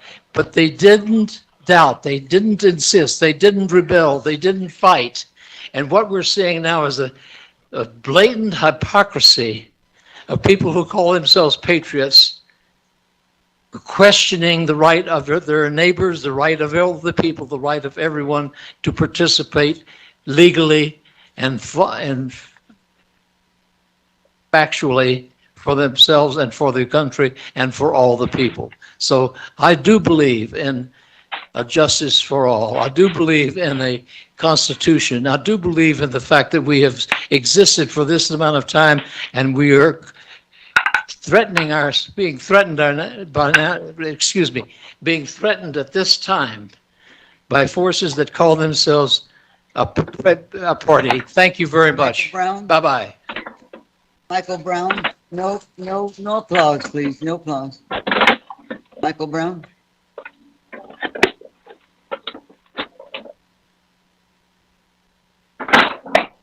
Michael Brown, Sierra Vista.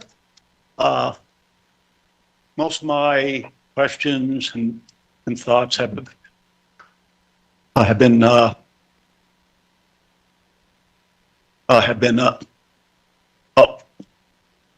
Already spoken. have been stated. I do have a concern of my tax dollars wasted on this. The lawsuits are coming. That's going to cost us money. There's 2 lawyers here. That costs a lot. October 5th, 2020, no one questioned the Cochise County election security, integrity, or the vote tallies. In fact, most of you were happy about it. Votes here. It wasn't until one loser began a false claim of voter fraud, which has just snowballed for 2 years, and we need to stop this nonsense. The voting was fair, secure, and Cochise County handles it well. And we do vote with paper ballots. And that's all. Thank you. Claudia Thomas?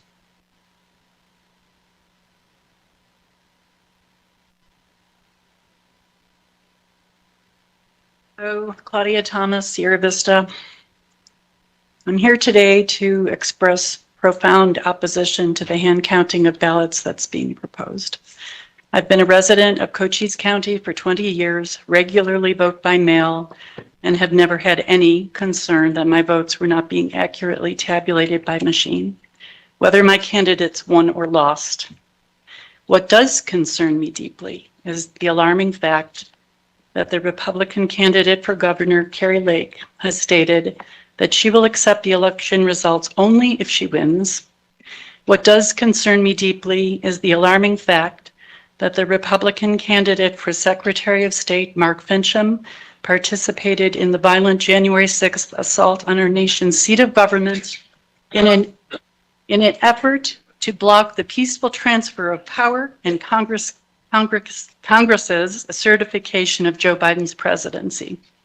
What does concern me deeply is the alarming fact that the Republican candidate for U.S. Senate, Blake Masters, is campaigning on the lie that the presidential election was stolen from Donald Trump. What does concern me deeply is the fact that the chairwoman of the Arizona Republican Party, Kelly Ward, and her husband, Michael Ward, were among the fake electors whose arrogant goal was to disenfranchise the 1,672,143 Arizonans who voted for Joe Biden. What does concern me deeply is the alarming fact that Republicans in the state and around the country are promoting the dangerous fantasy that any election they don't win is stolen. And what does concern me deeply is the absolutely craven disregard for the democratic norms that underpin the stability of this nation. I don't believe that any of us here is naive enough not to recognize this push for hand-counting ballots as anything but what it truly is. Beyond an unnecessary and scandalous waste of taxpayer money, it is an illegal attempt to exert Republican control over the voting process and to further their campaign to convince us that our system of voting is corrupt. Those who vote decide nothing. Those who count the vote decide everything. That's a quote attributed to Soviet dictator Joseph Stalin. And if that's the playbook Republicans in this country are taking their inspiration from, then God help us all. Laura Davy? Laura Davy, are you online? Oh, you're here. Okay. If you could be ready quickly, remember we've got a lot of people to go through and we want to give you your opportunity. Thank you. First of all, I'd like to ad lib here. I'm very grateful to the poll workers who spoke about the very secure ways that the elections are run. I've done that job. It's amazing to learn how accurate and nonpartisan it's accomplished. I'd also like to say that the machines are faster. They're more accurate. They cost less. Test samples are done to assure counts are accurate. Ballots still exist. There is a paper trail for any needed recounts or audits. County's test machines run audits, samples, and issue reports on accuracy. Here in Cochise County, the report on the accuracy of the machine-counted ballots from 2020 showed automated counts performed splendidly. Congratulations to our elected officials. Suddenly, machine-tabulated ballots are not good enough? Suddenly they got bad? Human eyes can make a lot of errors looking at tiny filled bubbles on ballots. The human mind sometimes deceives and can see what it wants to see, real or not. Machines don't make those human errors. I'm going to slip over here. Hand counts are very slow, expensive. They can be accurate only if all the people running them, overseeing them, participating are dedicated to truth, honesty, and accurate reporting. Sadly, hand counts can be polluted by partisan actors with partisan goals to supersede accurate results. Okay, there have been some IT guys here talking about computer glitches. Ballots were, says already voted, but those people got to vote provisional ballots and it got sorted out. Years ago, in a small community where there were no machines, everything was hand counted. I participated in a count where the count manager, partisan who was on the phone with his party state headquarters all night, wanted us to fudge the numbers when his candidate for Senate was losing. He was the only he was not the only county manager in the state that was told by his party to pressure counters for results. Machines do not respond to such shenanigans. There's an old adage, if it ain't broke, don't fix it. I would add a corollary. Unless the intent is to fix, to assure results what one group wants as opposed to what the majority of voters selected. Thank you. Dan Lachama? The chance, I'm sorry. Okay.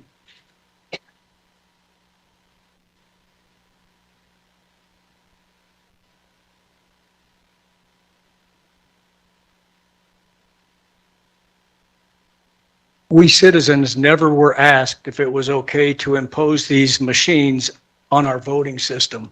Not one of us, not Democrat, not Republican. No ballot measure. Why? We have ballot measures every year, lots of them, for to do this or to do that, to allow the citizens to weigh in.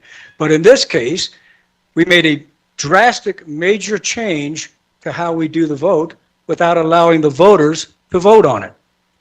There are concerns of election integrity everywhere. Let's listen.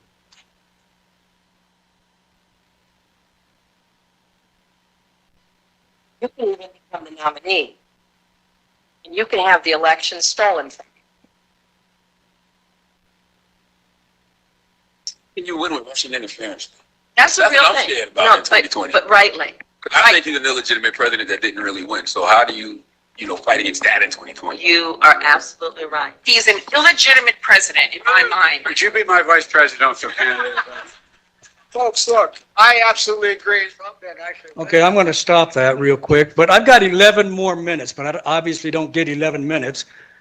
But the comments were all from Democrats, and they included Hillary Clinton, Kamala Harris, John Lewis, Dianne Feinstein, Barbara Lee, Jerry Nadler, Karine Jean-Pierre, Deborah Wasserman Schultz, Kareem Brown, Alcee Hastings, Bill Clinton, Terry McAuliffe, Barack Obama, and so forth and so forth and so forth. It seems there are only horrible issues of election integrity when the Democrats lose. Otherwise, they are the safest and most secure elections in history. And we should sit down and shut up. But I'm not sitting down and shutting up. Obama got 69 million votes in 360 electoral college votes in 2008. No screams of integrity. Obama got 10 million fewer votes in 2012 and 332 electoral college. Republicans accepted the vote. 2016, Trump got 62 million votes and 304 electoral, and there was massive crying, massive gnashing of teeth from the voters on the left who don't want the vote to be validated and who don't want integrity. 2020, Trump gets 75 million votes, most ever by an incumbent by a huge margin, yet somehow loses to a hateful, mean-spirited, angry Joe Biden. Republicans just hush. Republicans also lose the House and Senate. Isn't that amazing that the Republicans lost every seat of power in 2020 to wreck our country and our lives, as we have seen over the past 2 years? We've watched what they've done to our country. We are way past due, Board of Supervisors, to verify our elections with a purposeful 100% hand count. And I certainly hope that you guys will explain how you're going to do it to these people who don't know. Right. I really don't want to have to clear the room, but I will. Do you hear me? I will clear the room if you don't quiet down. Because Ms. Judd and I and Tom, even though he's online, are here to hear these people. We didn't come here to have a circus.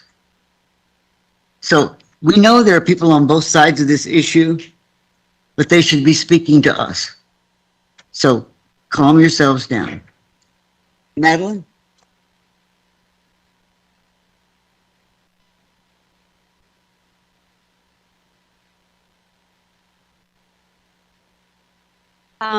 My name is Madeline Boleslawski. Sorry you couldn't pronounce it. Nobody can. I go by Maddie. Originally, I came here about 7 years ago. I was a nurse, a trauma nurse back in Wilmington, Delaware. I worked at a very large hospital, Christiana Care. And, you know, when I saw the headline up there about a hand count, I don't have all these statistics or cards or anything like that to show you. The only thing I know is that the job that I had for 30 years was I had to verify whenever I gave medicine to a patient. During my college years, that was the one thing that was drilled in our head on and on and on and on. Verify.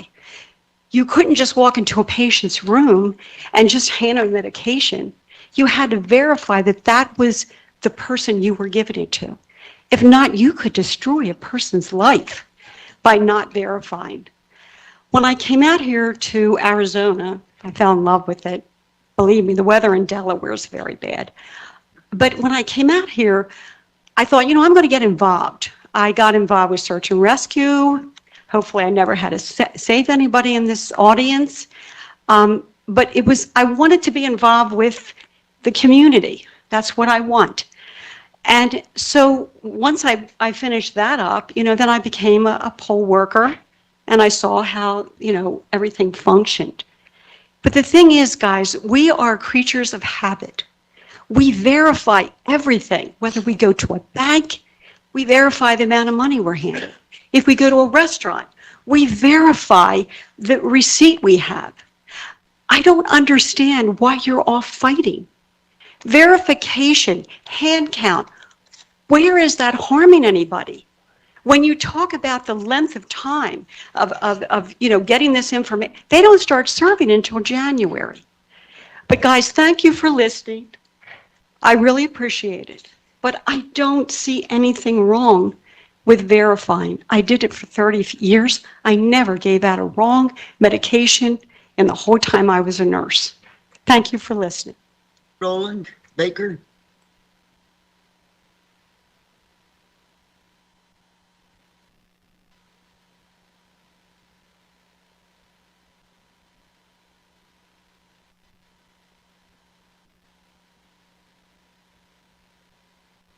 Sorry. Good afternoon, supervisors. Good afternoon, Madam Chair Ann English, Supervisor Peggy Judd, and Supervisor Tom Crosby. I drove down here 2 hours from Tucson, Arizona, because I thought this was so important for us to talk to you about what's going on in the state of Arizona. Supervisors Judd and Supervisor Crosby, I urge you to please vote no on making Cochise County to mandate hand ballots. This is an illegal act, only to end up in court, where they will also deem this illegal and force Cochise County to pay in the millions, because this will not be accepted by the courts. All you have done is waste money to severely needed people in Cochise County, and you've made a fool of Cochise County and Arizona again nationwide. Fellow citizens of Cochise County, this is not democracy at work. This is autocracy. This is an illegal action. Will Supervisor Judd and Crosby be willing to personally be sued by the state of Arizona? Will they pay for this illegal scheme like the terrorist insurrectionist Donald J. Trump had to pay to Arizona $7.5 million for the Cyber Ninja Maricopa recount that not only proved the machines work, but they found an additional 630 votes for Joseph R. Biden. It was the fake Cyber Ninja forensic people who found the 630 votes. It cost the terrorist insurrectionist Donald J. Trump $7.5 million to prove that the 2020 election was honest. Did you hear that? It cost $7.5 million for a fake forensic audit. I asked Supervisor Judge and Supervisor Crosby and this audience, how much waste of our precious tax money are you willing to throw away for some constricted, contrived, completely erroneous lie?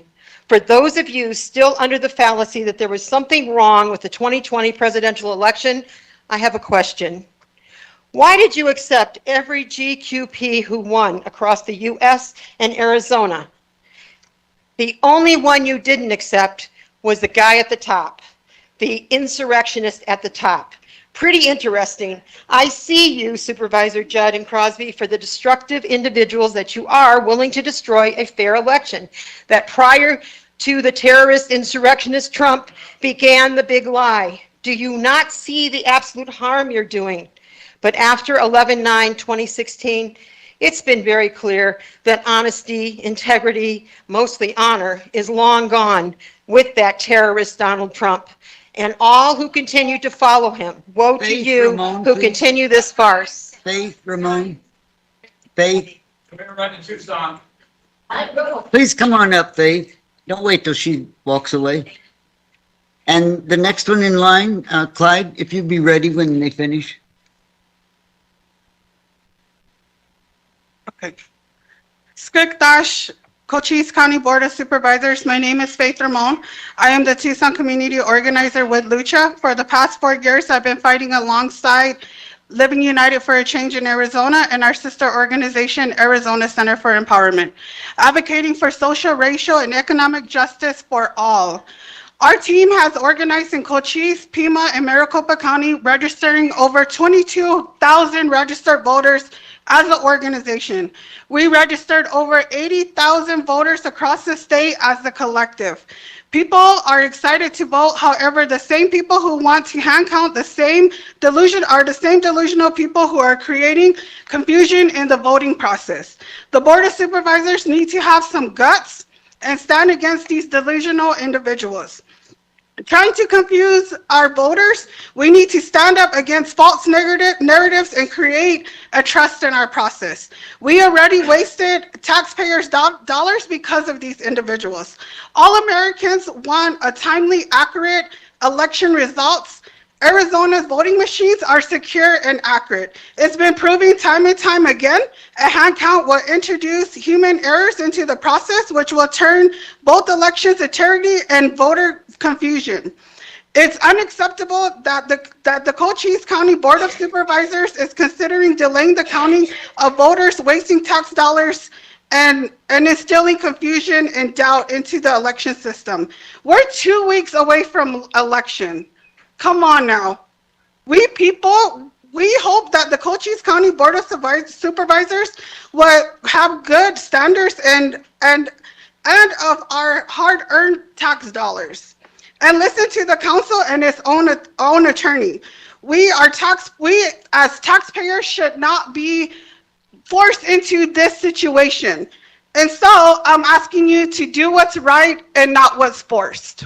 Thank you. Clyde Morris. Clyde, go ahead. Again, no clapping, please.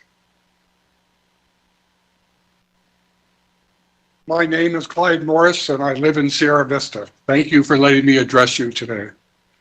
I read in the Herald that this meeting was canceled. I thought the 2 commissioners who were proposing the hand count had heard from the county attorney and secretary of state that the hand count would be illegal, so they had chosen to obey the law. Then I learned that the newspaper was wrong. These 2 commissioners were going to try to break the law by hand counting our ballots. I was shocked. But then I learned that they were working with a fake elector, Robert Montgomery, who broke the law as part of our last election.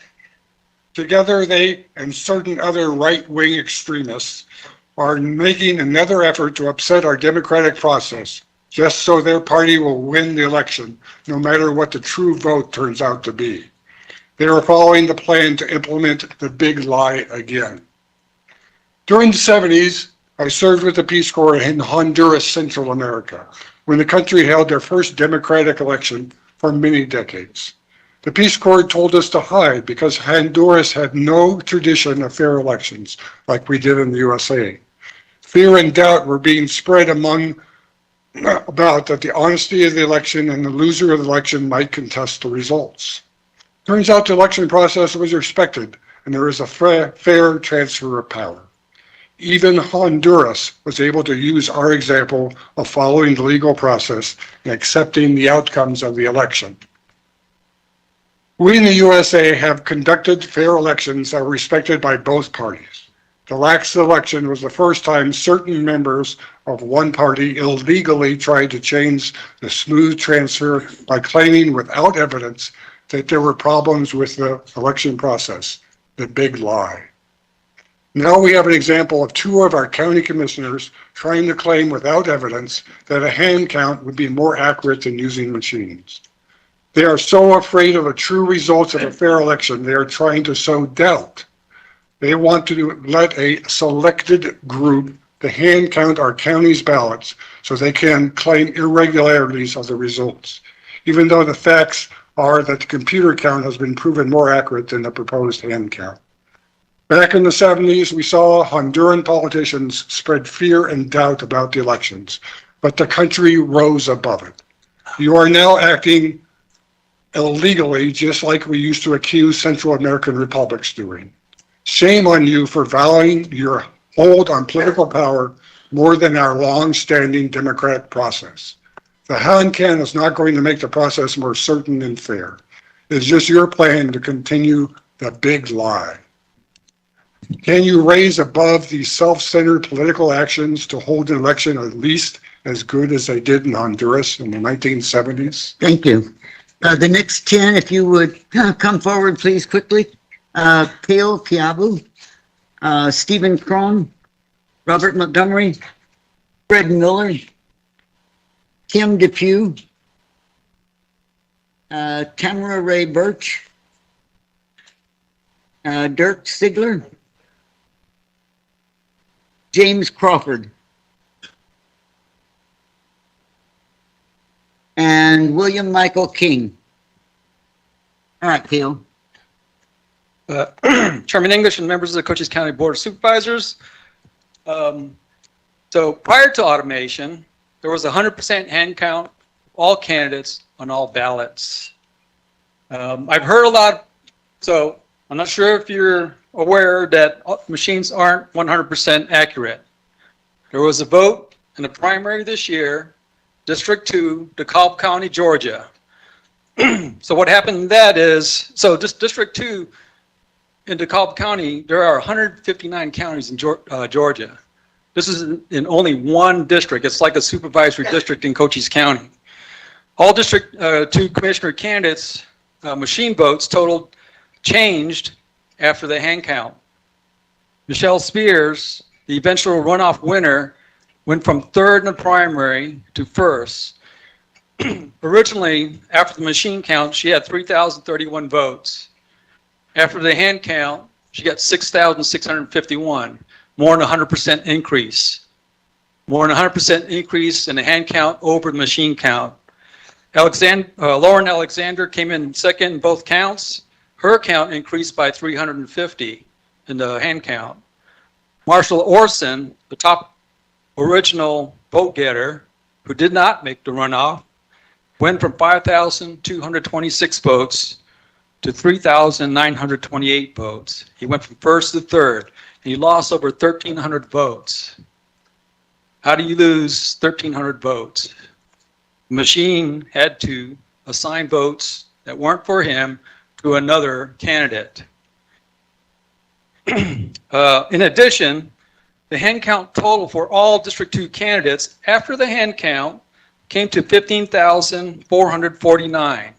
The machines originally counted 12,639. 2,810 votes weren't counted by the machines. Is that accurate? That's more than 18%. The final vote was 18% more than on the primary day. Now, one thing I'd like to also address is one of the things that we all need to look at is federal registration. Federal registration does not require ID on it. If you don't have ID, you can write none, and the Secretary of State must assign you a number. So you don't have to be a citizen to vote, register legally to register on the federal form, but it can be done, and it won't be caught until IDs are checked for everybody that registered to vote. Thank you. Stephen Crum. My name is Stephen Krohn, and I have my Master of Science in Computer Science. I understand computers pretty well, and the previous gentleman who have talked about how easy it is to change things in the computers. All you have to do is write a little bit of code, and they've even had a Democrat who wrote a lot of the code to change votes within like Dominion machines, ESNS, that we use here, many of the others, and had been used around the world. They had him on one of the shows talking about how he wrote the code to make the machines assign like a 49 to 51% pick the winner, basically. But here in Cochise County, I have records of the exact time and IP address and the MAC address of the Cochise County election machine on which the votes were changed from Trump to Biden. I don't know exactly how many of them, but I know which IP address in China it came from and their MAC address. I would be more than happy to share this information with your IT people and let them look at it. Everybody on the Democrat side says it's been debunked. Debunking doesn't, in my mind, entail sticking your head in the sand and hoping that it all goes away. And nobody in the Justice Department, in the federal government, has even bothered to look at any of the evidence. And there is mountains of evidence, 3.5 terabytes of packet captures from the 2020 election that nobody has even bothered to look at yet, aside from a few computer experts out there. So we had some callers from Pima County that were talking about which way you should vote. In Pima County in the 2020 election, they had 47,372 votes flipped from Trump to Biden, which is far more than was necessary to invalidate Arizona's elections. And there were even many, many more than that in Maricopa County. And they found a lot of the evidence of that in all of the ballots that had no folds in them, that had never been processed. They said they were mail-in, but didn't. Anyways, I hope that you will vote for the hand recount. We need it. It's too easy to fool the machines. Thank you. Robert Montgomery.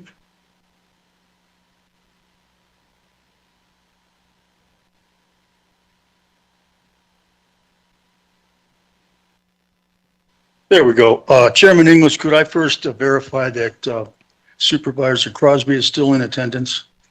Supervisor Crosby, can you verify that you are still with us? Supervisor Crosby, *6. I'm with you, and I'm on Teams on the computer. Okay. Very good. Thank you. Okay, can I start now? I thought you had started. Go ahead.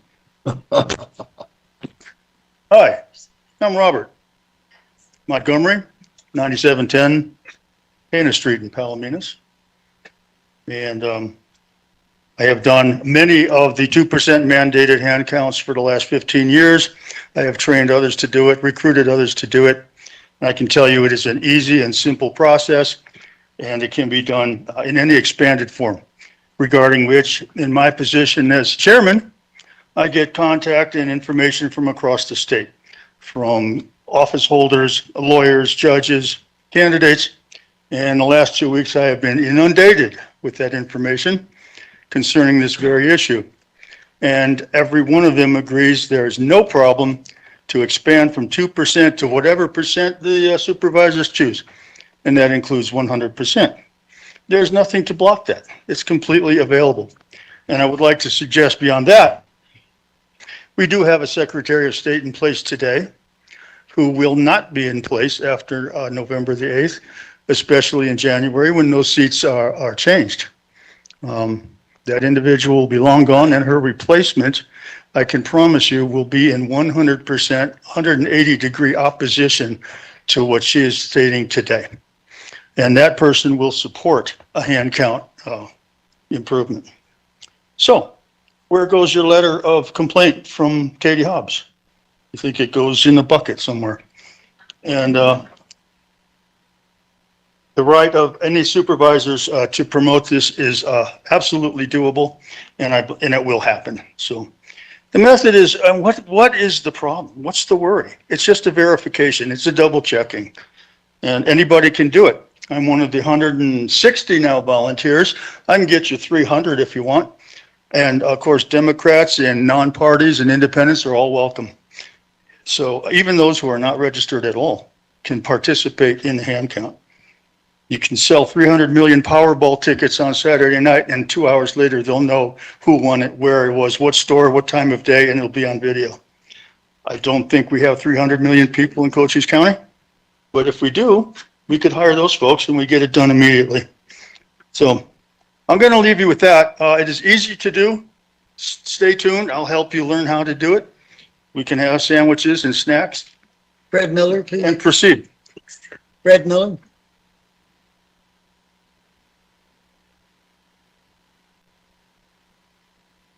Well, are you still there, you guys?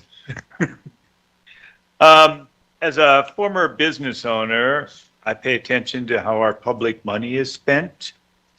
And you, the Board of Supervisors, decide how our tax money is spent by approving the county budget. And proceeding with opting for vote counting by hand is financially foolish and a burden on taxpayers. It's very, very costly proposition. With 2 legal opinions against hand counting of ballots, plus the threat of a lawsuit by the Secretary of State, it's really clear that if you go forward, you will commit the county to spending thousands of dollars in legal fees. That's taxpayer money. It's not your money. That's the taxpayer money. In addition to innumerable hours of staff time. This really is a waste of our tax dollars when money is pretty tight here. And it might be likely your own tax dollars. I mean, your own personal dollars that might be at risk from what I've heard. By considering this action, you're also saying to county employees that you don't trust them, that they are incompetent to run an election because we got to check on them. That's what you're saying by saying, I got to check how these people are doing it by hand. That's the worst kind of message an employer, and you folks are the employers of our county employees. When you suggest counting votes by hand, that's exactly the message you give, that you don't trust these people. That's not the kind of leadership that you should be providing. And I'm surprised that Supervisor Judd and Supervisor Crosby did not know that there's a hand count to check on the machines, that it's 2%, that's a sampling. Everyone knows what sampling might be.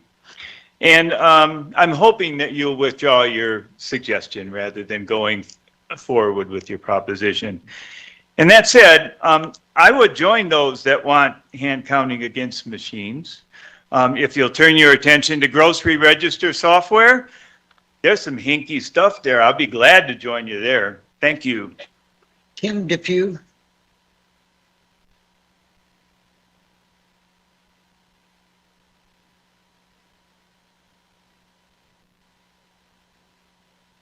Good afternoon. Supervisors, our elections are in trouble. When our elected and hired public servants gather their defenses against our concerns, suspicion grows, and so here we are. Daily reports of problems across the country with election systems alarmed us. Cochise County has had a few problems which we trust are corrected, but 80% of our ballots are floating around in trucks, mailboxes, cars, garbage cans, and who knows where.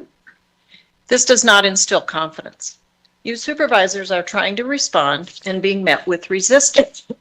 Suspicions started with grant monies funneled into political and election offices to get out the vote. But we know which votes they want to get out. Cochise County didn't get any such funding. We're consistently Republican and too small to bother with. This atmosphere of confusion leads to questions about registering, voting, counting votes, drop boxes, mail ballots, and the process in general. To berate us with the safe and secure mantra is fuel for this distrust. A hand count is where we chose to be involved. We are citizens, not troublemakers. The Secretary of State's office claims a total hand count is illegal. She intends to sue and then recover her costs by something called fee shifting. And she, not having the integrity herself, to recuse from this situation while on the ballot.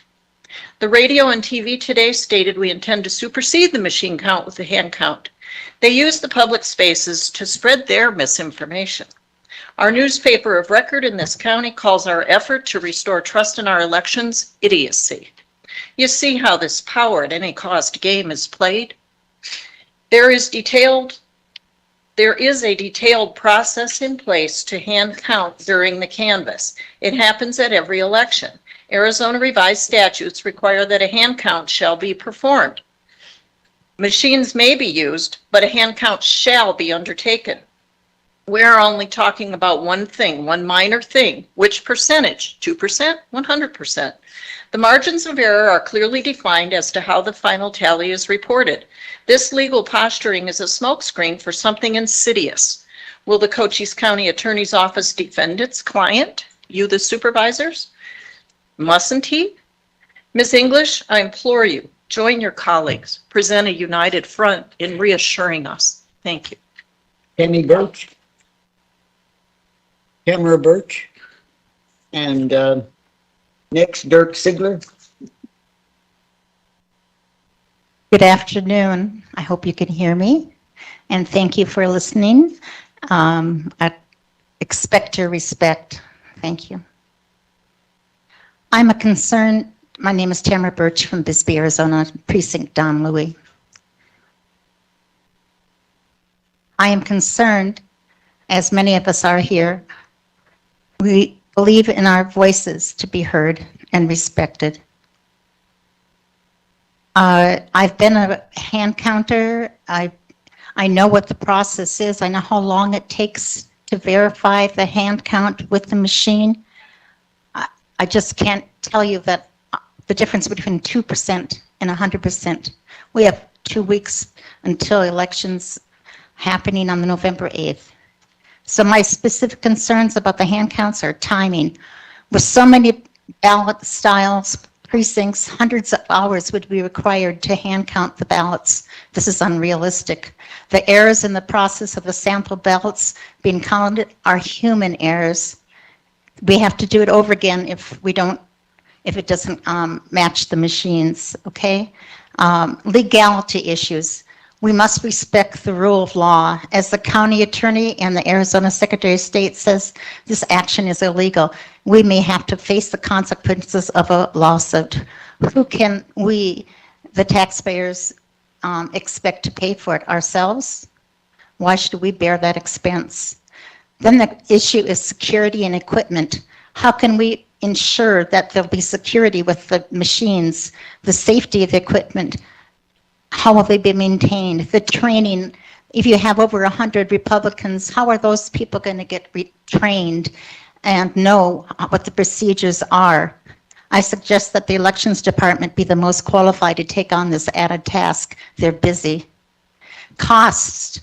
The volunteers say, oh, they'll do it for free. Well, I don't think the law states that they can do it for free. Venue, where would it be? How many places would it have to be done? What about the equipment? A full hand count is unnecessary. We all want to stop this chaos and disinformation. We want our votes to be accurate and accounted for. Please respect each other. Please respect what's been done. I respect Lisa Mara beyond anything I can tell you. She's integrity and experience personified. Thank you. Dirk Sigler. Dirk Sigler.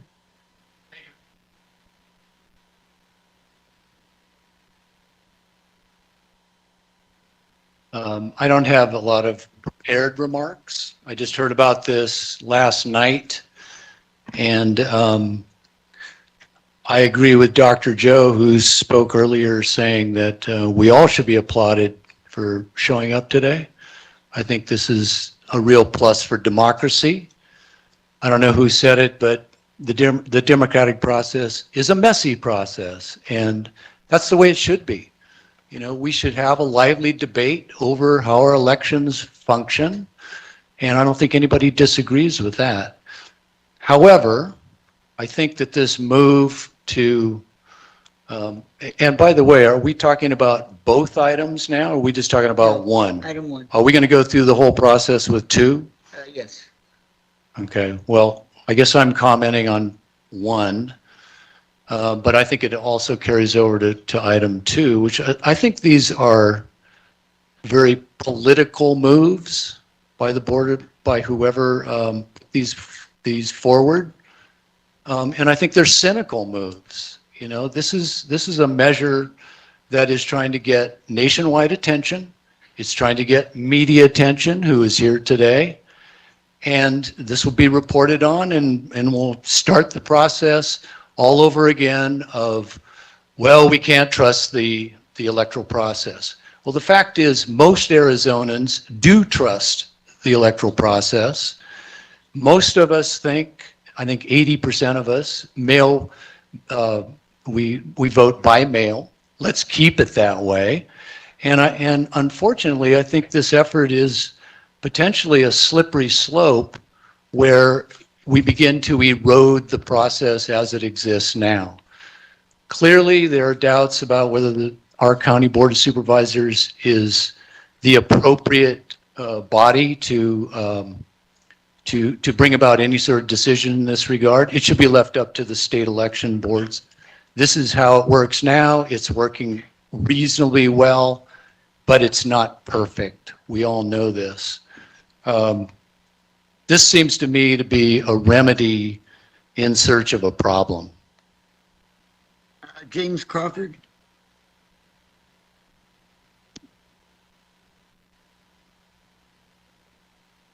Can you hear me? Yes. Okay. I want to thank the Board of Supervisors for the opportunity to speak briefly to you today. As you can all see, the main reason we're all here is trust. I'm certain that every one of us in this room has been betrayed by someone close to them or even by some organization that we highly respected. It amazes me how trust can be severely damaged or completely destroyed in an instant, and yet take years to be restored, if it can be restored at all.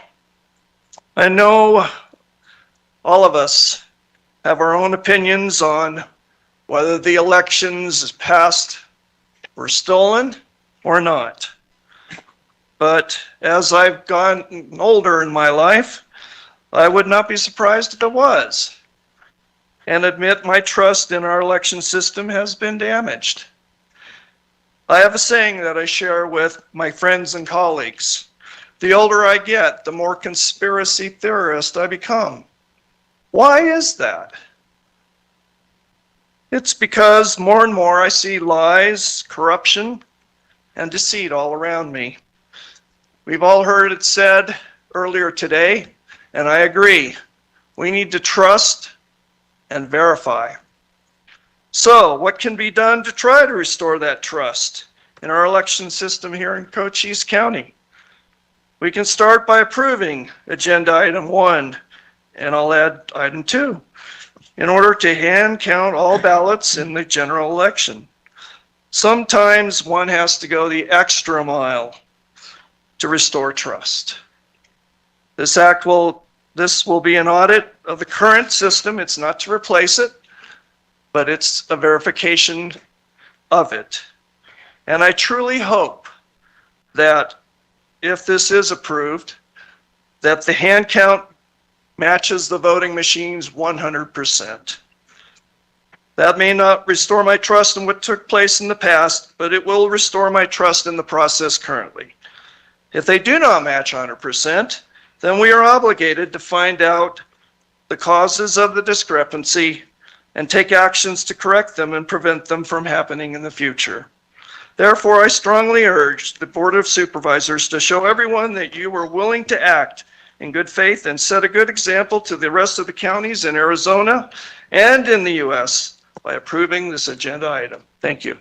Did I call William Michael King? Are you here? Are you online, William Michael King?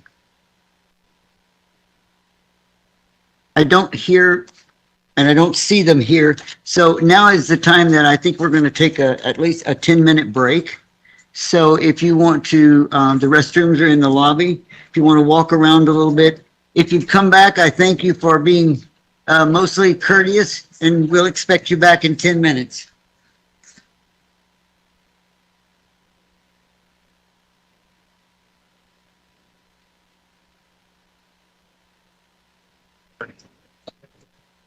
You want me to do that right now? Oh, okay. I thought Brian told me that you wanted to do it reading. I thought Brian told me you wanted to have a break now.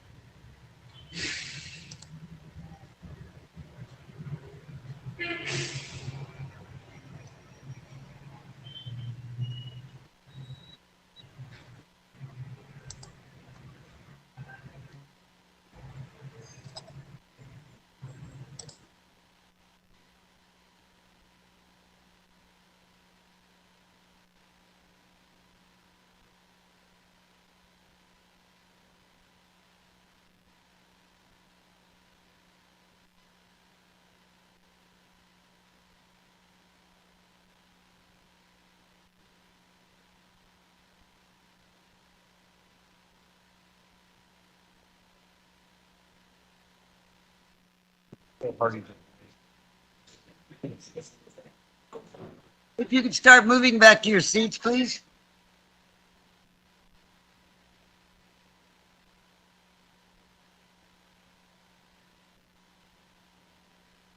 Move back to your seats, please.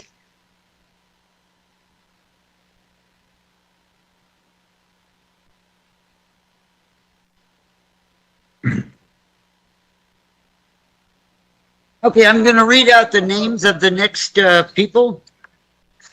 If you could be quiet and hear me. Fred Otto, Stephanie Stevenson, Renata Dani, Joseph Patterson, Candace Kibel, Inga McCord, Carolyn Harris,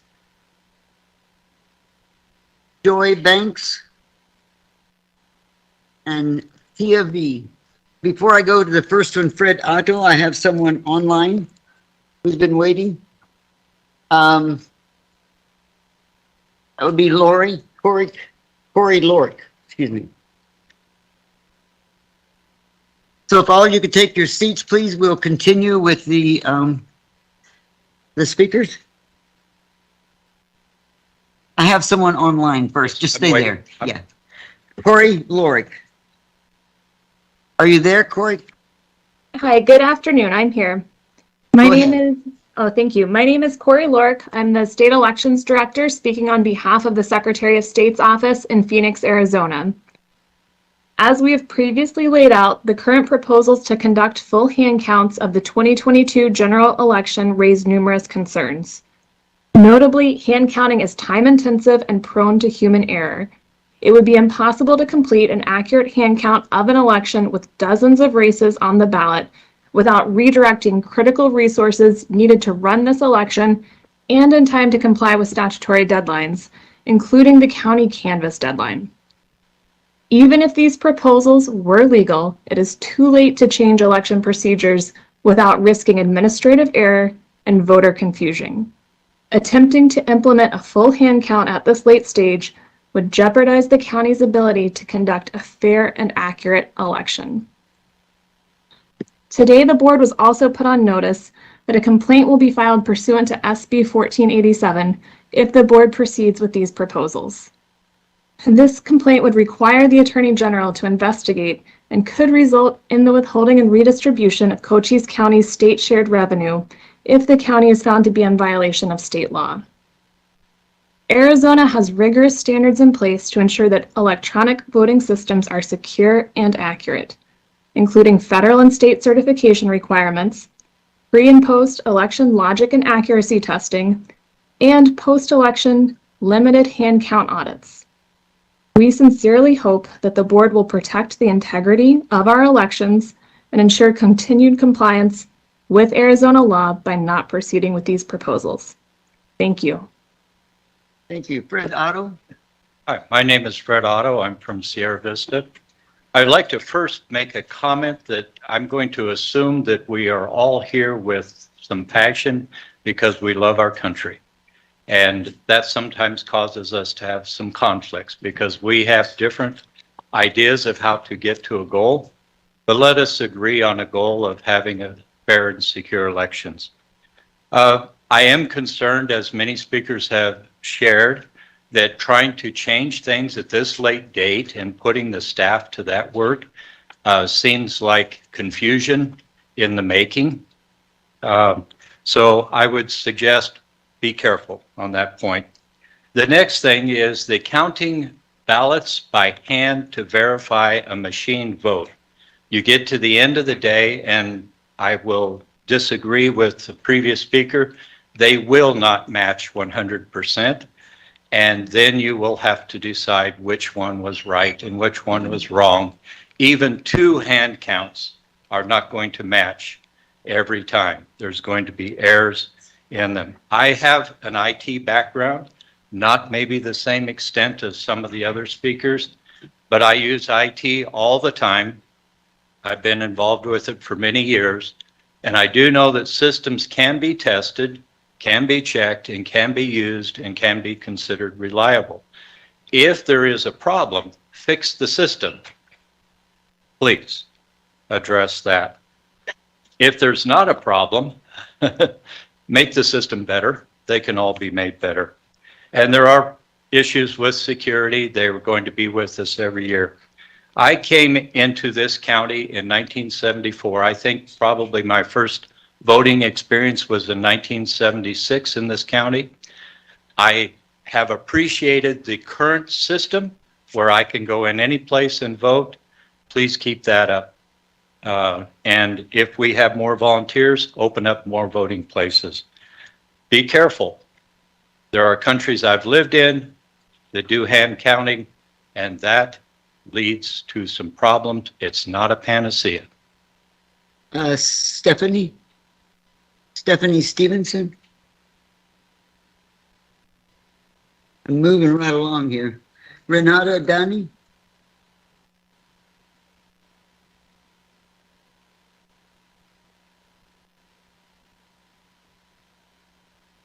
Good afternoon. My name is Renata Daney, and I live in Sierra Vista, Cochise County, Arizona. I am addressing the board on the subject of hand counting the ballots after the election on November 8th, 2022. I believe in the integrity this would create since the fate of past election cycles. I also believe on the side with the error of margin with machines, especially if there was or would be any issue with them staying online or anything else that should happen until the polling site closes. I don't see why either side would object to such a move for hand counting of the ballot. Excuse me? Who's speaking? Can we shut them down? Go ahead. Okay, of the ballots. I think it would prove to be a bipartisan and beneficial step in order to keep election integrity and to keep elections clean and transparent. There are individuals, myself included, that are willing to donate their time to hand count ballots after this election. There are those that only want fair and transparent elections. Thank you for your consideration for today. Joseph Patterson.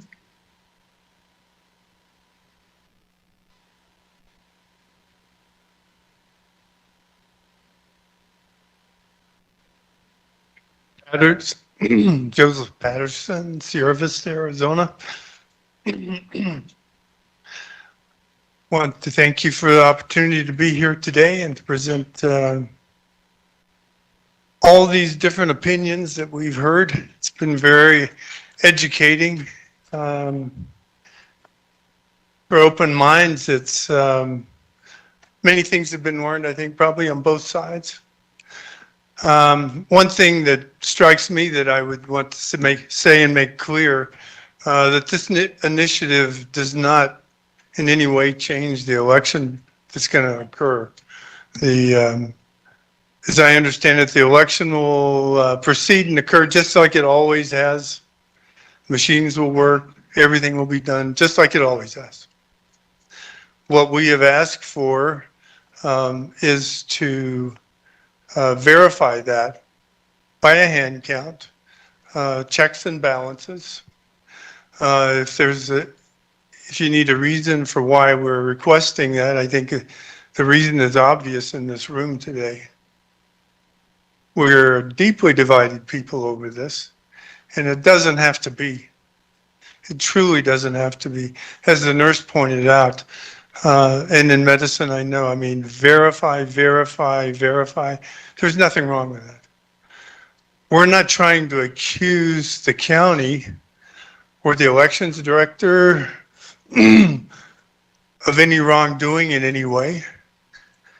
We're not even interested in the elections of 2020, 2016. What we care about is today and our future. And no matter who I talk to on the subject, Democrat, Republican, we're all concerned about our future as we see what's happening. And we want to do something about it. We want to do something about it. Well, according to our Constitution, we have the power to do something about it. According to the Constitution,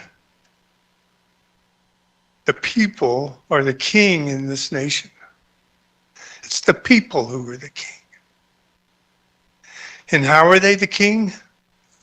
They're the king because of the power they have in their vote. Our votes are powerful. That is the way we influence action and try to change things to make things better. We need to protect our vote. If it's taken away, Candace Cabell? we will become Candace slaves. Cabell? Thank you. Candace, Quibell.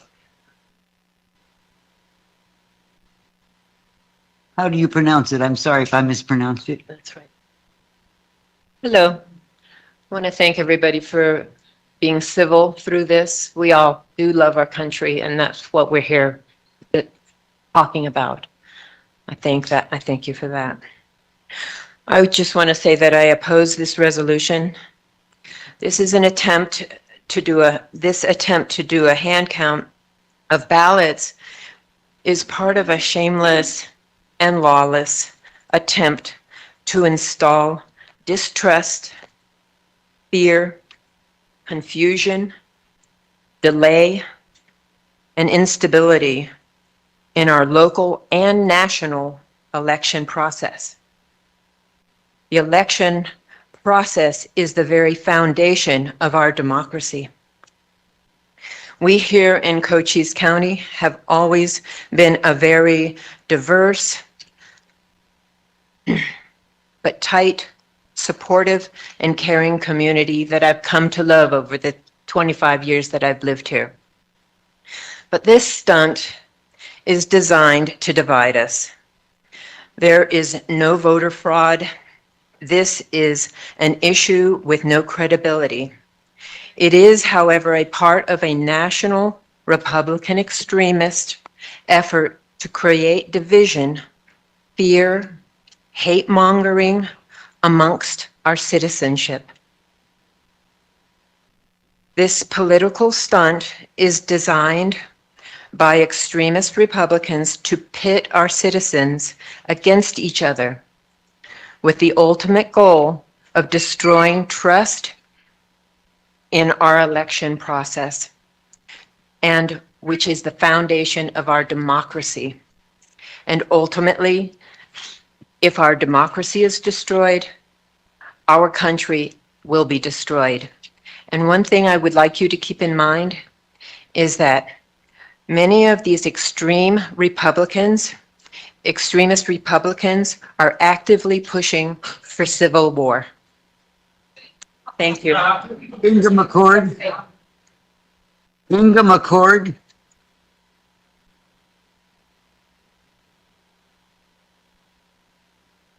Next one is Carolyn Harris. Is that you? And Joy Banks. My name is Inga McCord, and I have been a resident of Cochise County for probably about 38 years. And I have never doubted an election outcome. Maybe I'm a little naive, but until November 4th of 2020, I had ultimate confidence in my country being fair and certainly not corrupt. I was working at the Republican headquarters on the morning of November 4th as a volunteer, and 4 women came in from Santa Cruz County, and they had been kicked out of the Nogales polling station or polling, wherever you vote, what do they call it? Anyway, I was pretty outraged that they would have been thrown out, a group of 4 Republicans, by the Democrats. I'd never heard of anything like that before in my life, but I started hearing more and more on the boob tube about how people were pulling suitcases out from under curtains, etc., in the polling places. And I did begin to doubt that things were as I thought they were. So I began to experience a loss of trust in our whole voting system, our citizens, etc. You distrust. You can learn to just distrust a lot of things when something like that happens. There's an old saying, "Know the truth, and the truth will set you free." I believe that the more we can do to ensure 100% reliability in our election outcomes, it's worth it. I don't want to, if there's a 2% random sample, maybe I don't necessarily believe that's fair and accurate, because precinct by precinct, the demographics can dramatically change. There's a lot of statistical information I was reading on the computer this morning about a 2% sample versus a 5%. I mean, every incremental increase, the reliability becomes higher. I want, as a citizen of the United States and a citizen of this county, I want 100% reliability in the outcome of my election. Otherwise, like people say all the time, I've been de-enfranchised.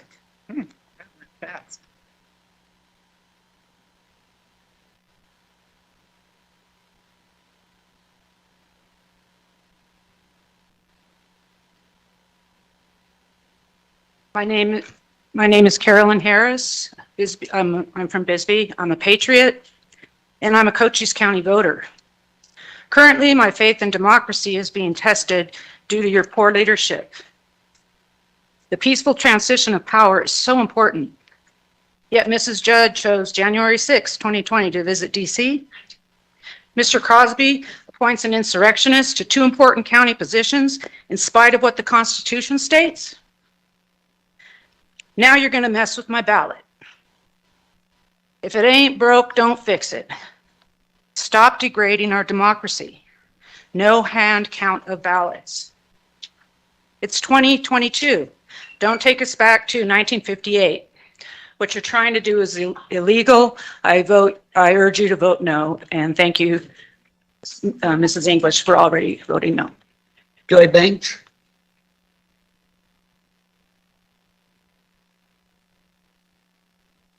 My name is Joy Banks. I live in the unincorporated county.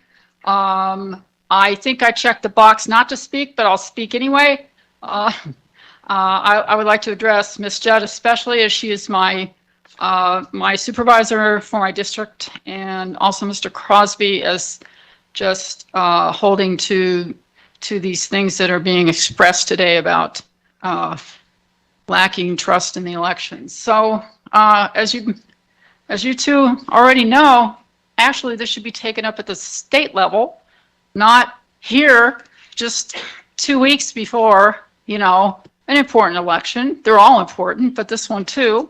So I think it's the wrong time for doing this. And I think everyone that wants 100% hand count needs to go and do this at the state level. That's the appropriate location and venue for your grievances as far as getting 100% hand count. I'm concerned with the fact that you're now actually breaking the law. You are actually in violation of something that the Secretary of State, including the call-in person, Corey, I think her name was, just said. And I'm concerned. I'm concerned about you, Ms. Judd, and Mr. Crosby. I'm concerned. I don't know. I have a sneaking hunch. Maybe some have offered. Well, someone did today. Offered to fund your legal defense and all that. But think what you're doing. Think you are stepping outside of your appointed duties. You are. If you have a grievance of that magnitude, you must open some kind of investigation with the AG or something. Instead, the AG is going to be investigating you and us down here and how we do things. Okay, and I have one last point. I would like those deals with the voting, with the test votes, those days, those poll workers that had that to say. Please, let's have Miss Mara come or someone give us a report on what really happened with those tablets, et cetera, that were connected to the internet or something. I would like to hear from the elections department about that. Okay, thank you. Tia,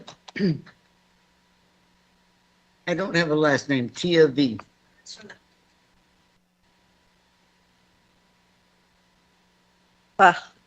Thank you.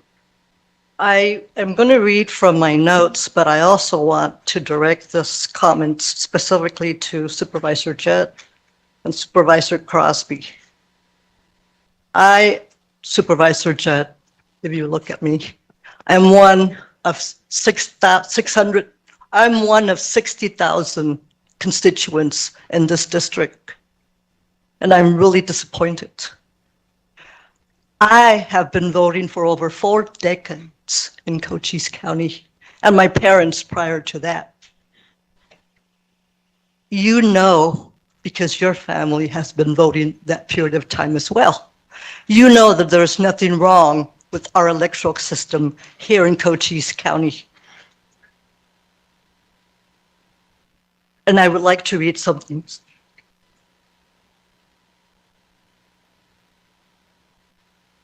I do want to remind you that you were elected to represent the 60,000 voters in this county. You state, Supervisor Jett, that you're the rep of a small group and you will fight hard for the 140 volunteers, those who moved here from another state because they did not like the politics in their state. A yes vote is a threat to our democracy, causing confusion and chaos. We all know, and you know, Supervisor Jett and Crosby, that our county recorder, Republican Stevens, states it's already mandatory to count 2% of the votes by hand, but he wants to push for 100% of the ballots after electronically counting the votes, just like you do. This is the same person who has publicly admitted to human errors out of his office, errors affecting you and me. He states a mailing error affecting 11 precincts and 550 early voters for the active Manamich area proposition. That's a lot of people. And you also know, Supervisor Jett, that vote-by-mail ballots are already counted by hand. The recorder's office opens the ballots, verify the signature. Those ballots go to the elections department, where they do open the ballots and tabulate them. Somebody already knows what the numbers are prior to election day.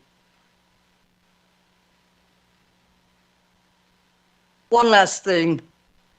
Joseph Patterson in the audience, the representative or spokesperson for the Republicans, states this issue is not about racism, it's about distrust. That was the last That right? speaker request form that, who are you? I don't have it. Hey Siri. Hey Siri. Okay. Madam Chairman, my name is Michael Schaefer. I emailed a voter request form into your board email. I'm not sure why you didn't get it. May I have an opportunity to speak? Madam Chair, if you want to take a brief recess, we can check on that. Okay, I was going to say, I have a lot of speaker request forms here, but they were not asking to speak. They just wanted their name read into the record in favor or opposed. So maybe you're one of those. No, I wanted to speak, and I believe I completed the form correctly and emailed it in. It's Michael Schaefer. It was after the time?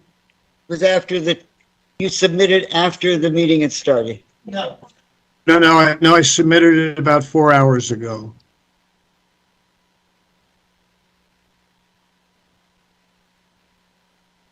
All right, I need some, So if we take a break, I can get the list of names and we can address those issues. okay, those people that said they submitted and have not been called, if you would come up to the county administrator and give us your name, and we'll see if we can track it down.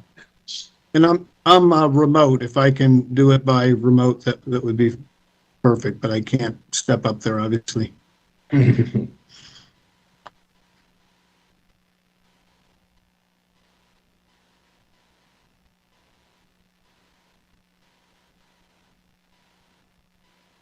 Hey Siri. Call Steve Wilson.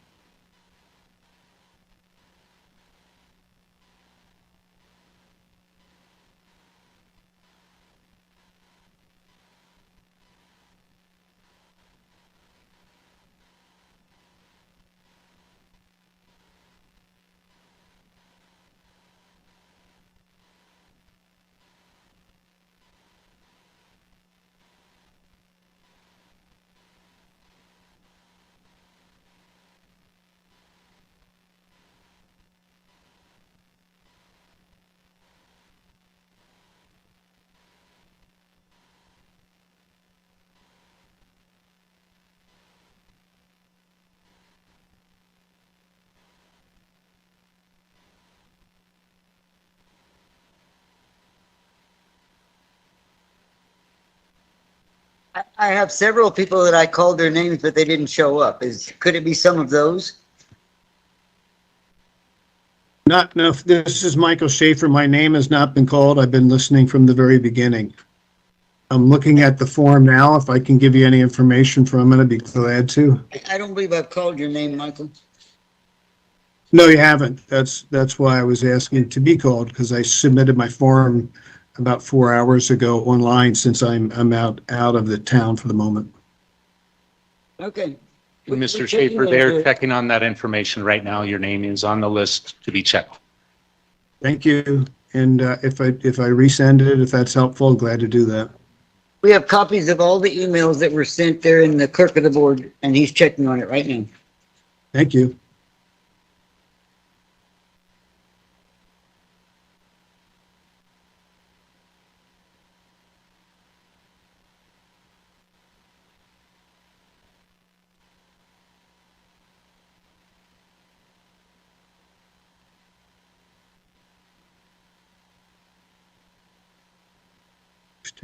Got it right here.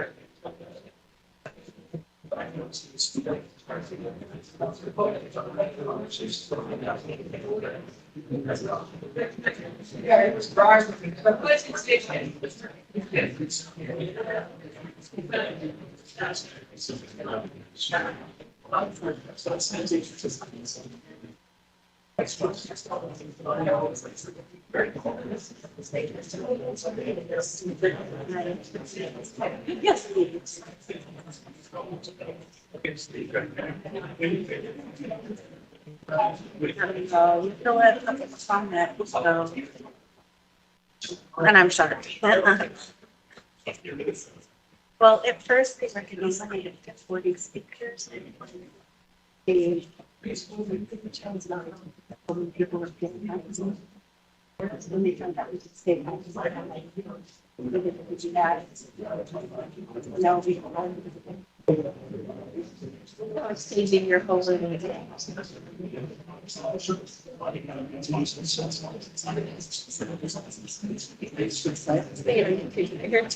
Oh, it's nice to meet you. I don't know you could stay. I'm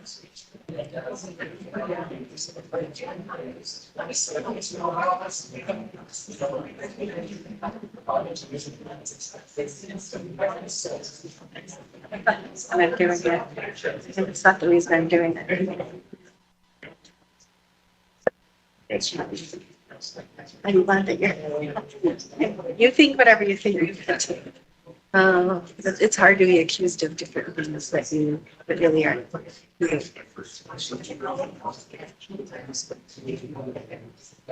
Well, I agree. It's part of this one. Happened before. But that's not because I'm the same person. I can tell you something. Some of you're a nice person.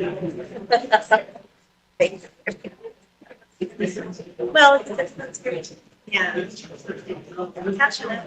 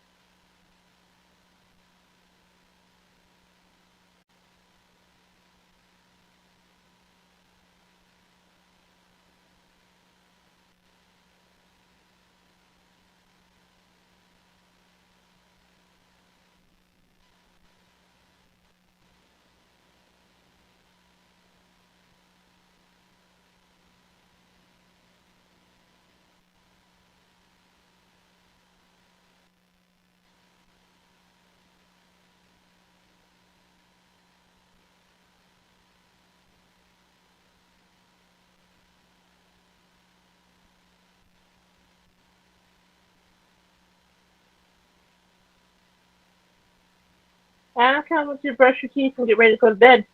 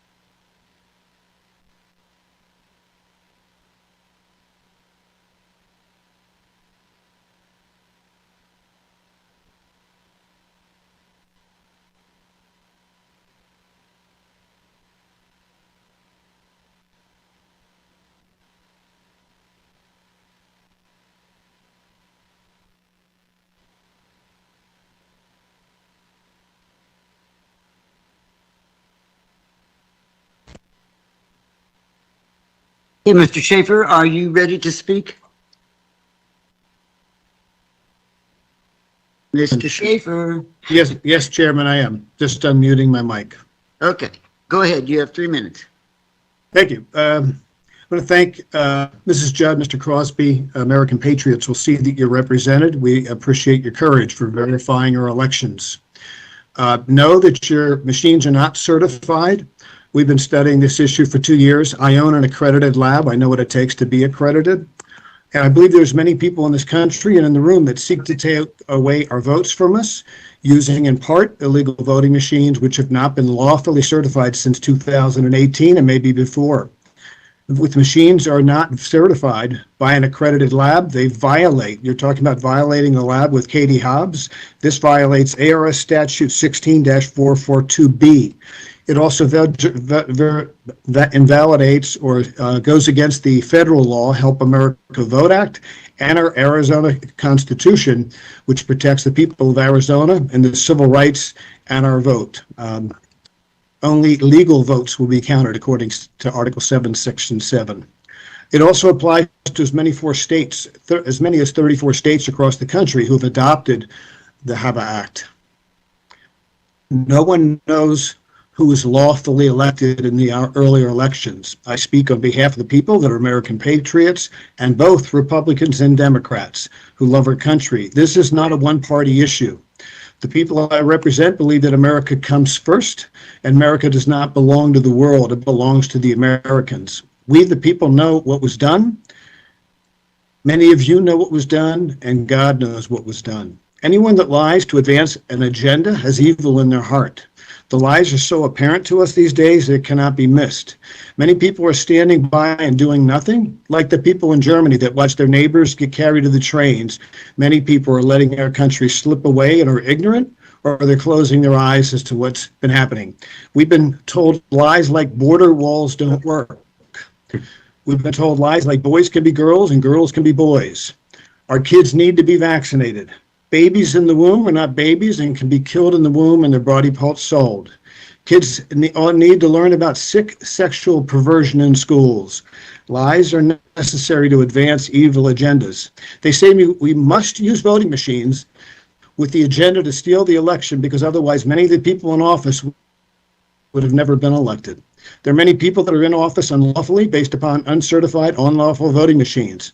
In 2018, Katie Hobbs lost the election the night of the election to Steve Gaynor as of the election day. Then the next day, votes came out of who knows where and showed up, which caused her to become the Secretary of State. Might she have an ethics conflict of being a candidate for governor and also being in charge of the elections at the same time? She's stepping outside of her role for wanting to sue the good people of Cochise County for wanting to count their votes and protect their election. Voting machines can change votes. It's right from the Dominion Manual. The word is fractionalized. Give candidate B the candidate A's votes. That's what it means. People that lie for money or power or evil. Some are here today. Look around. Some could be the attorneys in the room trying to stop the supervisors from doing their job. And they know it, and we know it. The people can see it by their words and actions. Just tell him. Okay. I have a significant list of people here that are in favor, but it was the opinion of the people who picked these up that they just wanted their names read into the record. So they're in favor of item number 1. Are you all clear about that? So Dennis Michael Wolowecki, Scottsdale. Solomon Zaglul, Zaghlul, Glendale. Kathy Chappelle, Cave Creek. Erica Procisi, 12th Street somewhere. Vinnie Paul, Scottsdale.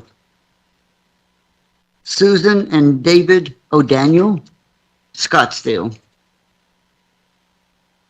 Cynthia Lash, Phoenix.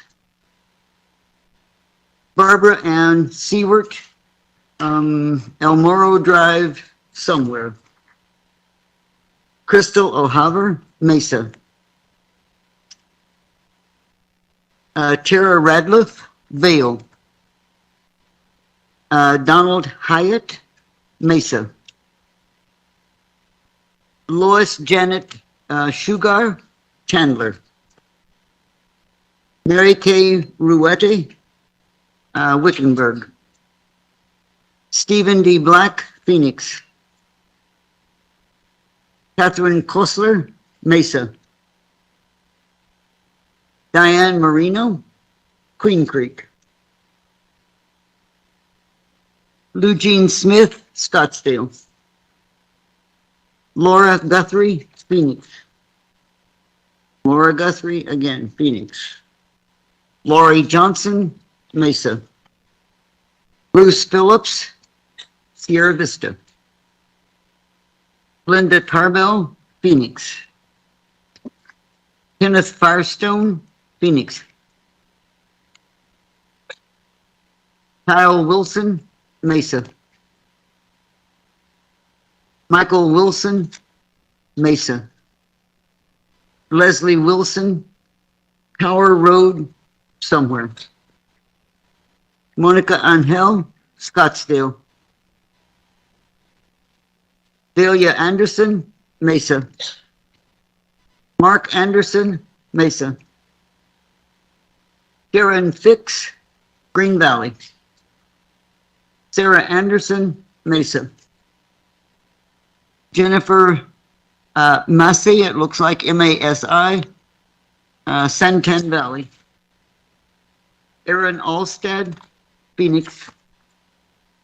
Roy W. Hyatt, Cathedral Rock Road, somewhere. Teresa Lynn Bauer, Phoenix. Teresa Lynn Bauer, Phoenix. Donna J. Liebel, Liebel, Prescott. Mary T. Frost, Gilbert. Gwen Patterson, Sierra Vista. Carrie L. Smith, Phoenix. I wasn't trying to be cute when I said somewhere, they just didn't put it on. The next group that I'm moving into the record will be the ones that are opposed to item number 1 on the agenda, the one that it now has on the floor. Leslie J. Cox, Tucson. Mrs. Philip Theringer, Tucson. Catherine Joyce Ori, Tucson. Kathleen Dubbs, Tucson. Neil Norton, Overlook Place somewhere. Nancy L. Norton, Oro Valley. Carol J. Weber, Tucson.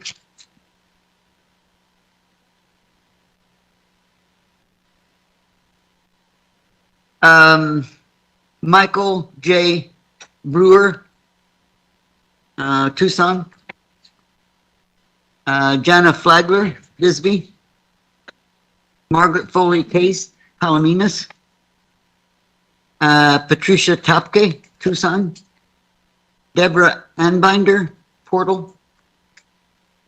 Linwood Hamilton, Hereford. Sidonia L. Glenn, Lisa Wilcox. Mary Vaughn Price, Tucson.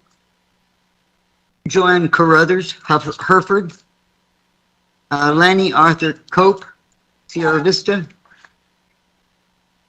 Nicholas Merritt Wasser, W-A-S-E-R, Tucson. Kara Ann Pelletier, Cave Creek. Robert Mays, Hereford. Diane Puff, Hereford. Judy Janak, Sierra Vista. Christy S. Brown, Sierra Vista.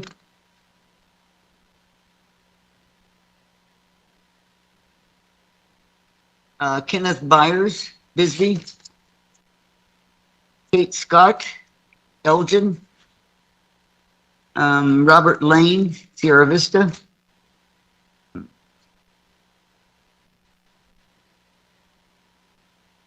Karen Steidenberg Tool, I think, Sierra Vista.